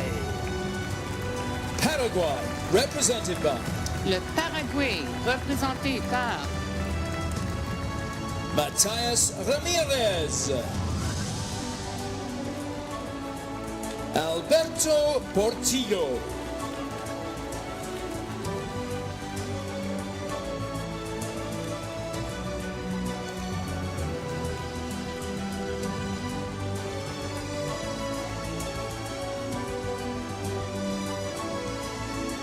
winners of the gold medal and the world rowing champions, vainqueur de la médaille d'or et champion du monde, Austria. Austria, represented by l'Autriche, représentée par Konrad Hulch, Paul Ratman,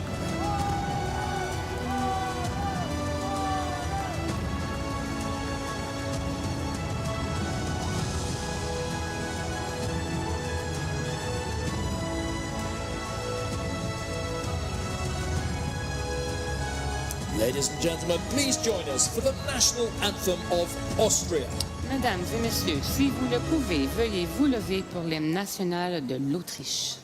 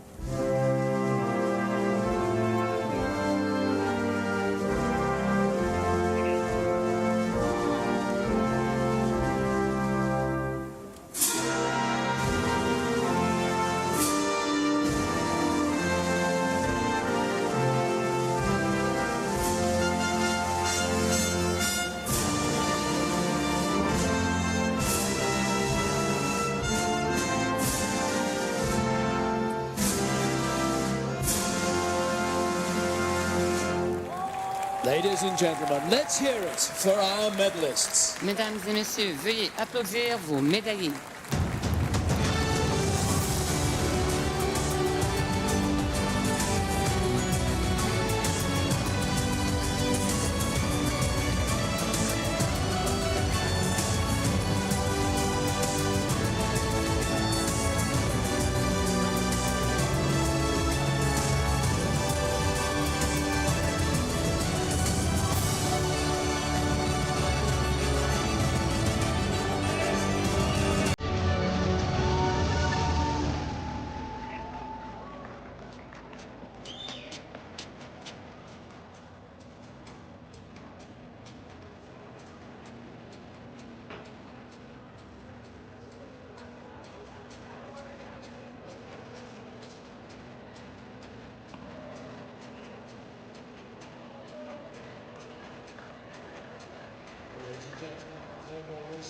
We still have another victory ceremony to come in the lightweight men's quadruple sculls, so don't go anywhere. Mesdames et messieurs, les courses sont maintenant finies, mais s'il vous plaît, restez avec nous pour la cérémonie des médailles pour les championnats du monde 4 de coupe poids léger hommes.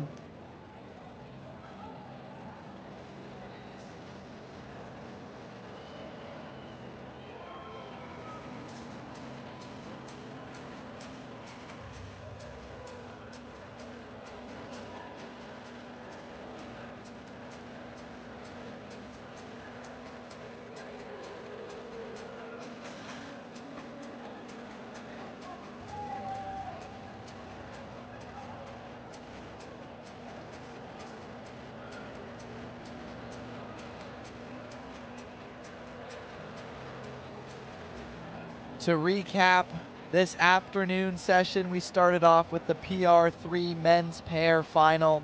Italy taking gold there.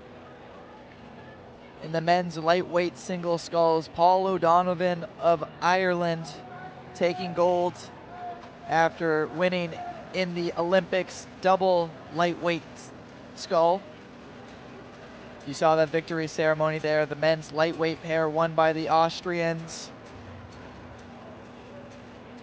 The women's lightweight single sculls was won by Romania, Unila Kosmiuk.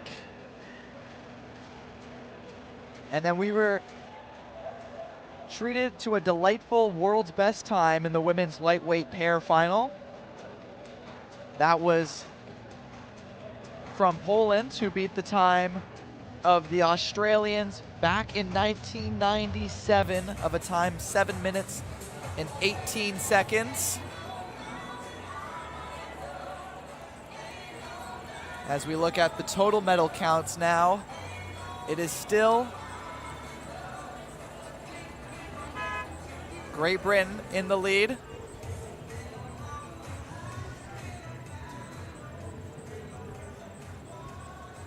With 5 gold medals, Germany in 2.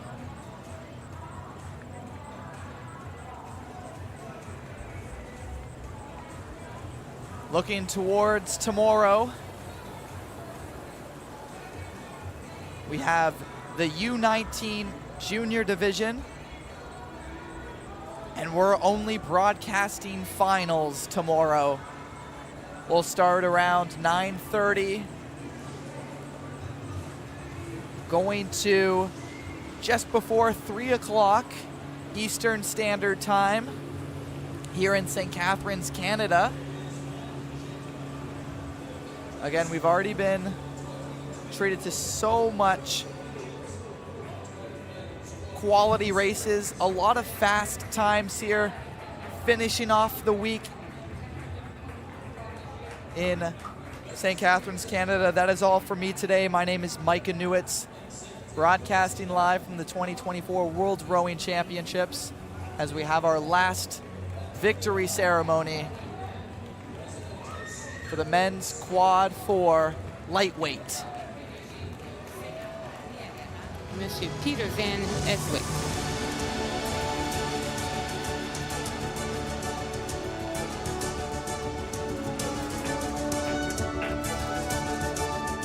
Winners of the bronze medal, Vainqueur de la médaille de bronze. Germany! Germany, represented by L'Allemagne, représentée par Tim Strybe, Moritz Marchart, Fabio Kress, Joachim Agner,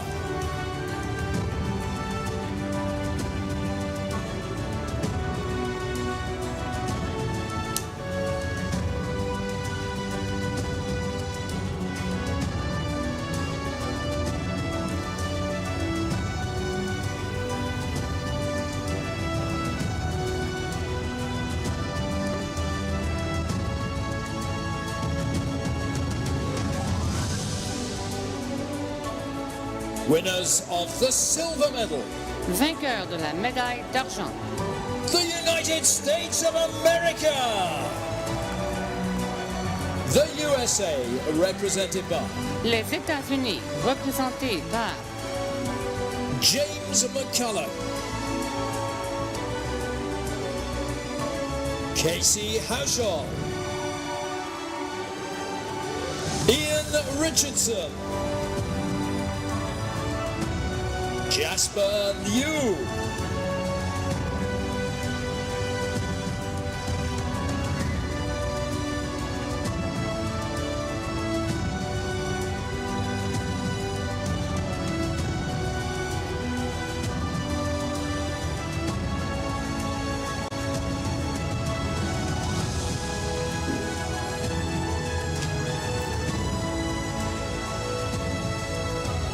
winner of the gold medal and the World Rowing Champions, vainqueur de la médaille d'or et champion du monde. Mexico!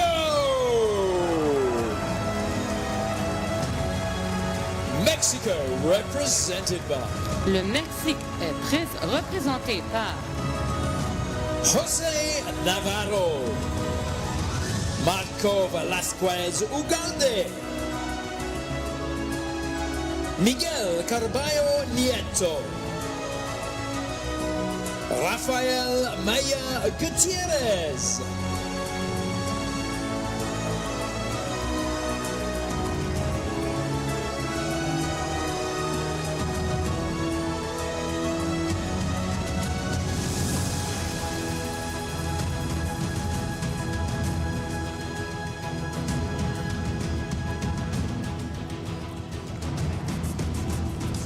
Ladies and gentlemen, please join us for the national anthem of Mexico. Mesdames et messieurs, si vous le pouvez, veuillez vous lever pour l'hymne national du Mexique.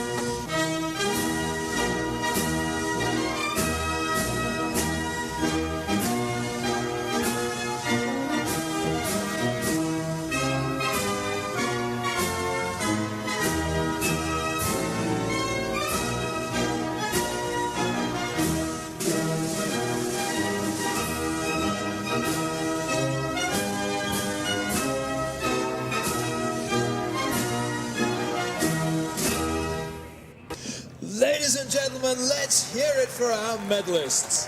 Mesdames et messieurs, veuillez applaudir vos médaillés.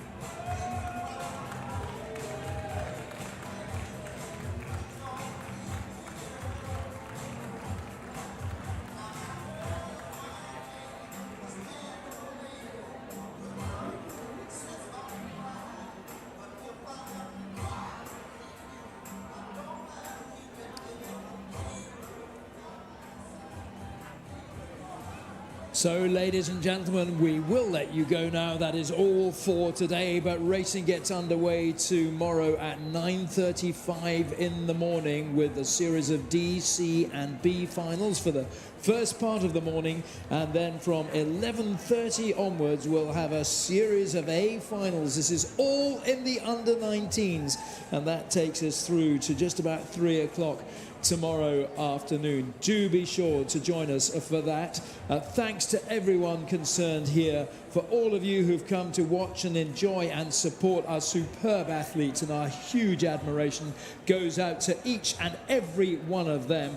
Also to all our volunteers and our officials, to the students from Niagara College for their fabulous coverage of these races and of the victory ceremonies, for the students also from Brock University who've been helping out loads of us as well behind the scenes.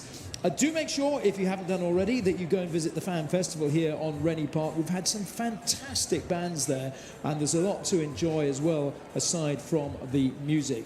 A huge thanks to my co-announcers, Francine Legault alongside me in the finish tower, to Andrea Proska and to Tim Van Vliet, who've done a wonderful job of describing the races to us again today.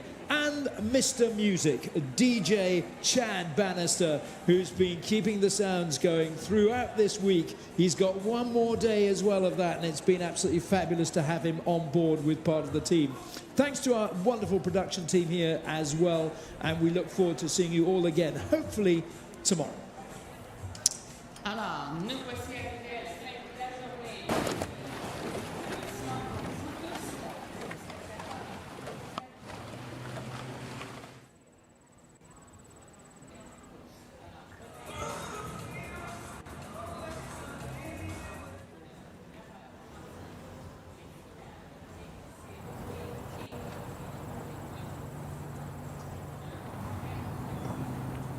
France.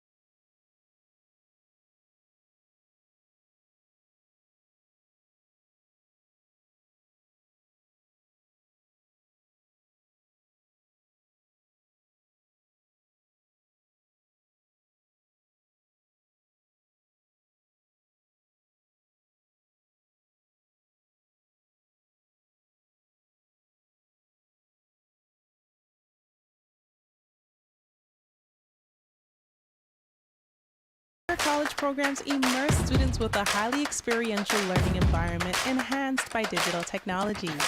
We place students at the center of all that we do. We are Niagara College. Tired of searching for that one keyboard shortcut? We solve technology so you don't have to. At SkyComp, we are lifelong learners, always upgrading our skills and reading about the next new IT thing. Go to skycomp.ca/learn to better use the programs you work with every day. SkyComp Solutions, your technology support partner.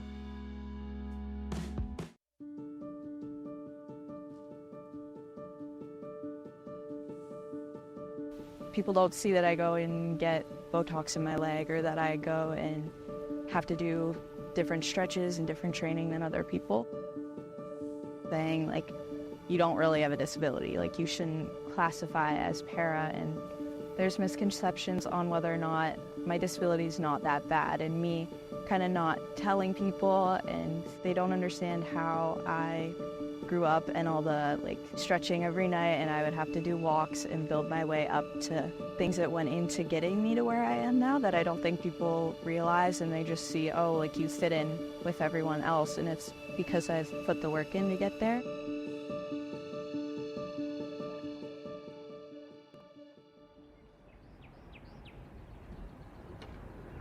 My name's Abigail Durliet. I'm 17 years old, and I'm from St Catharines, Ontario. I got diagnosed with cerebral palsy when I was 2. I was just a slow walker. I was a very slow walker, and I started crawling quickly but not walking, and I wasn't walking. So I started with a brace, and I think up until 7th grade I was wearing it. When I heard that there was a possibility of me not having to wear my brace anymore, I kind of started doing all my stretching. I started walking a lot with my mom, biking, trying to do anything to not wear it.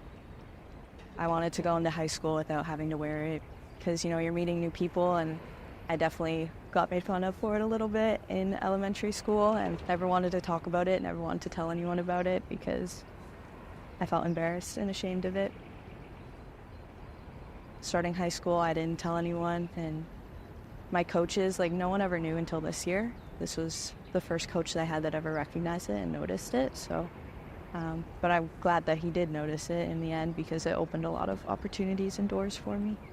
When I told him, he was like, oh, you might qualify for para, and I found out I did. There was just so much there that I wasn't expecting. So, I've been training a lot more since then. I've been upping my training quite a bit, and it's a lot more motivating when you have bigger goals to get to that you think are more achievable. It's all new, it's all learning, it's all figuring out what para rowing looks like and what it could look like, because right now is one way, but the more para rowers we have, I think, the visibility increases, then that helps to attract more para athletes, and then it just makes it easier to have these para events, because it's always been these pockets. It's kind of the role you'll take on. Mia's doing some of it now, and yeah, is because you're so young and you'll be in it for so long, it's like, okay, make it easier for whoever the next person is, so they don't have to kind of repave the road every single time we get a para athlete, and we're starting from scratch again. Biggest achievement was probably reaching the developmental standard for para for Team Canada, and then I got accepted to race at Worlds. Unfortunately, not going to race, but I was scheduled to race, so that was a big achievement for me.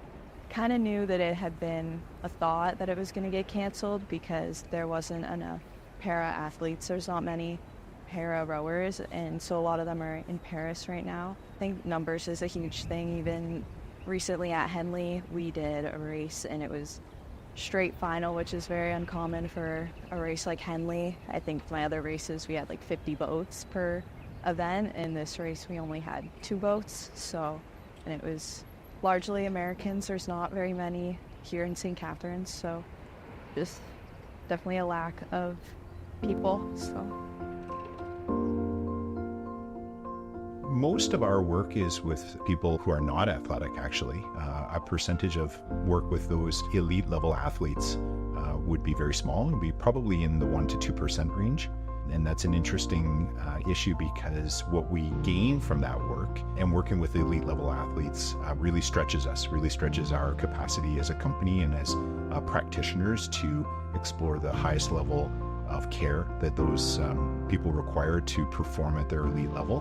But what's really fascinating about that very small population group is that the demands that they put on themselves and on us as practitioners and as providers helps us to extend that work and that level of expertise into the rest of our population. Because 98% of the people we need have got needs in whether that's recreational sport or everyday needs like getting around their home. Our role is to take that level of expert care and technology and componentry and everything that we've learned in all aspects of our practice and apply it to our entire population. This is my brace from Niagara Prosthetics. This is the first one I ever got, so it would have been around 2. It helped to keep my leg straight because my leg was very crooked. It's gotten better now, but it helped to keep my leg straight and helped to get me walking. So I have a very similar one that I have now that I only wear it to bed now. I definitely want to go to Worlds next year. There's talks about World Cup 1 and 2 in Italy and Switzerland next year, so I'm really hoping that I can do that and there will be entries for that. So definitely trying to work and get faster so that I have a better chance of going. And a longer term goal would definitely be going to the Paralympics, so I'm kind of keeping that in the back of my head and remembering that when I want to decide if I'm going to do a bike workout or not. You know, I got cut from a lot of sports growing up, especially in high school, because you know I didn't think I was good enough, and then growing, you know, I put the work in, so I was able to train with everyone else like normal. And you know, I train with the Simcoe boys team most of the year, so it's realizing that you are good enough if you are able to put the work in. Rowing's a sport that you have to put a lot of time in and a lot of work in, so being dedicated and knowing that if you put the work in, you can get there, but it's a lot about your mindset.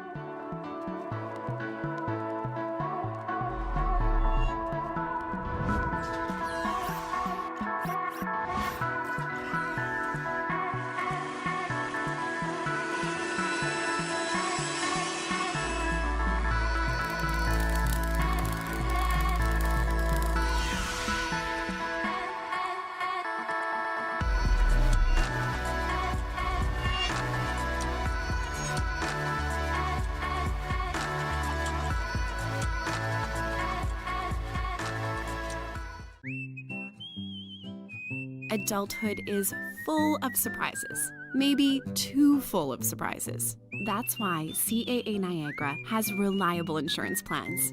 Be ready for the unexpected expenses with home, auto, life, travel, and pet insurance plans. Plus, CAA members get exclusive pricing on all of our plans. Because adulting is hard, but CAA Niagara makes it easy.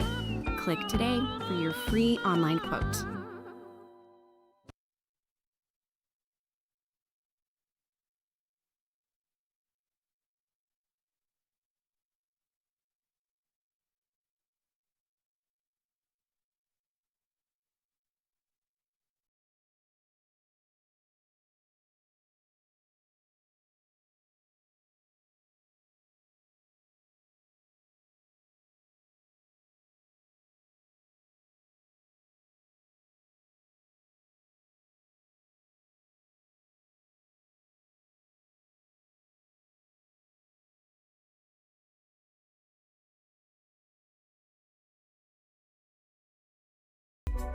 At Genesis Niagara, the most important feature in every Genesis is you.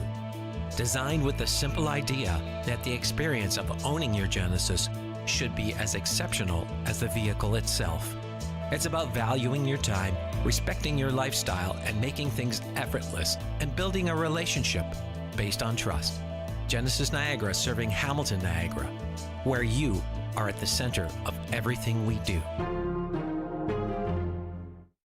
Team Canada and Pilataria Estates Winery unite with a perfect pairing of tradition and excellence. Deeply rooted in pride, respect, and the pursuit of greatness.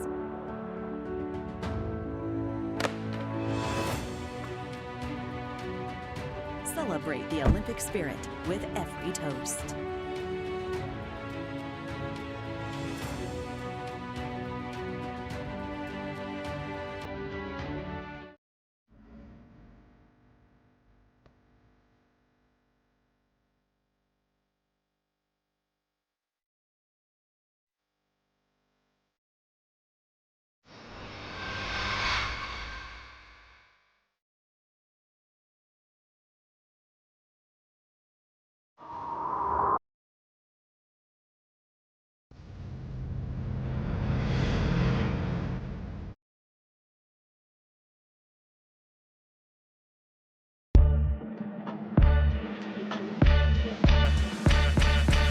When you're purchasing swimwear from the Salty Bikini, you're getting beauty, confidence, and the latest in swimwear fashion. Every woman deserves to feel like a goddess in her swimsuit. Say goodbye to stress and hello to confidence as you shop with us. The Salty Bikini is proud to be a platinum sponsor of the 2024 World Rowing Championships. Good luck to all the competitors. Come see us in-store at the Salty Bikini. We're located in the Ridley Heights Plaza in St Catharines, Ontario. Or visit us online at thesaltybikini.ca. Welcome to White Meadows Farms. Join our Discover Maple Sugar Bush tour and explore the world of maple syrup. Meet our expert guide and discover traditions that have thrived for centuries. Hop aboard a tractor-drawn wagon and journey to the heart of our forest. Indulge in legendary treats like taffy on snow and experience our 100% pure maple syrup. Finish with a maple syrup tasting and see how we elevate maple beyond the breakfast table. Book your experience today and discover everything Canadian maple.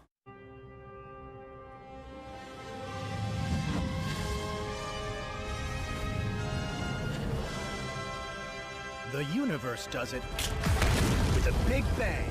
Wonderful pistachios. Get cracking.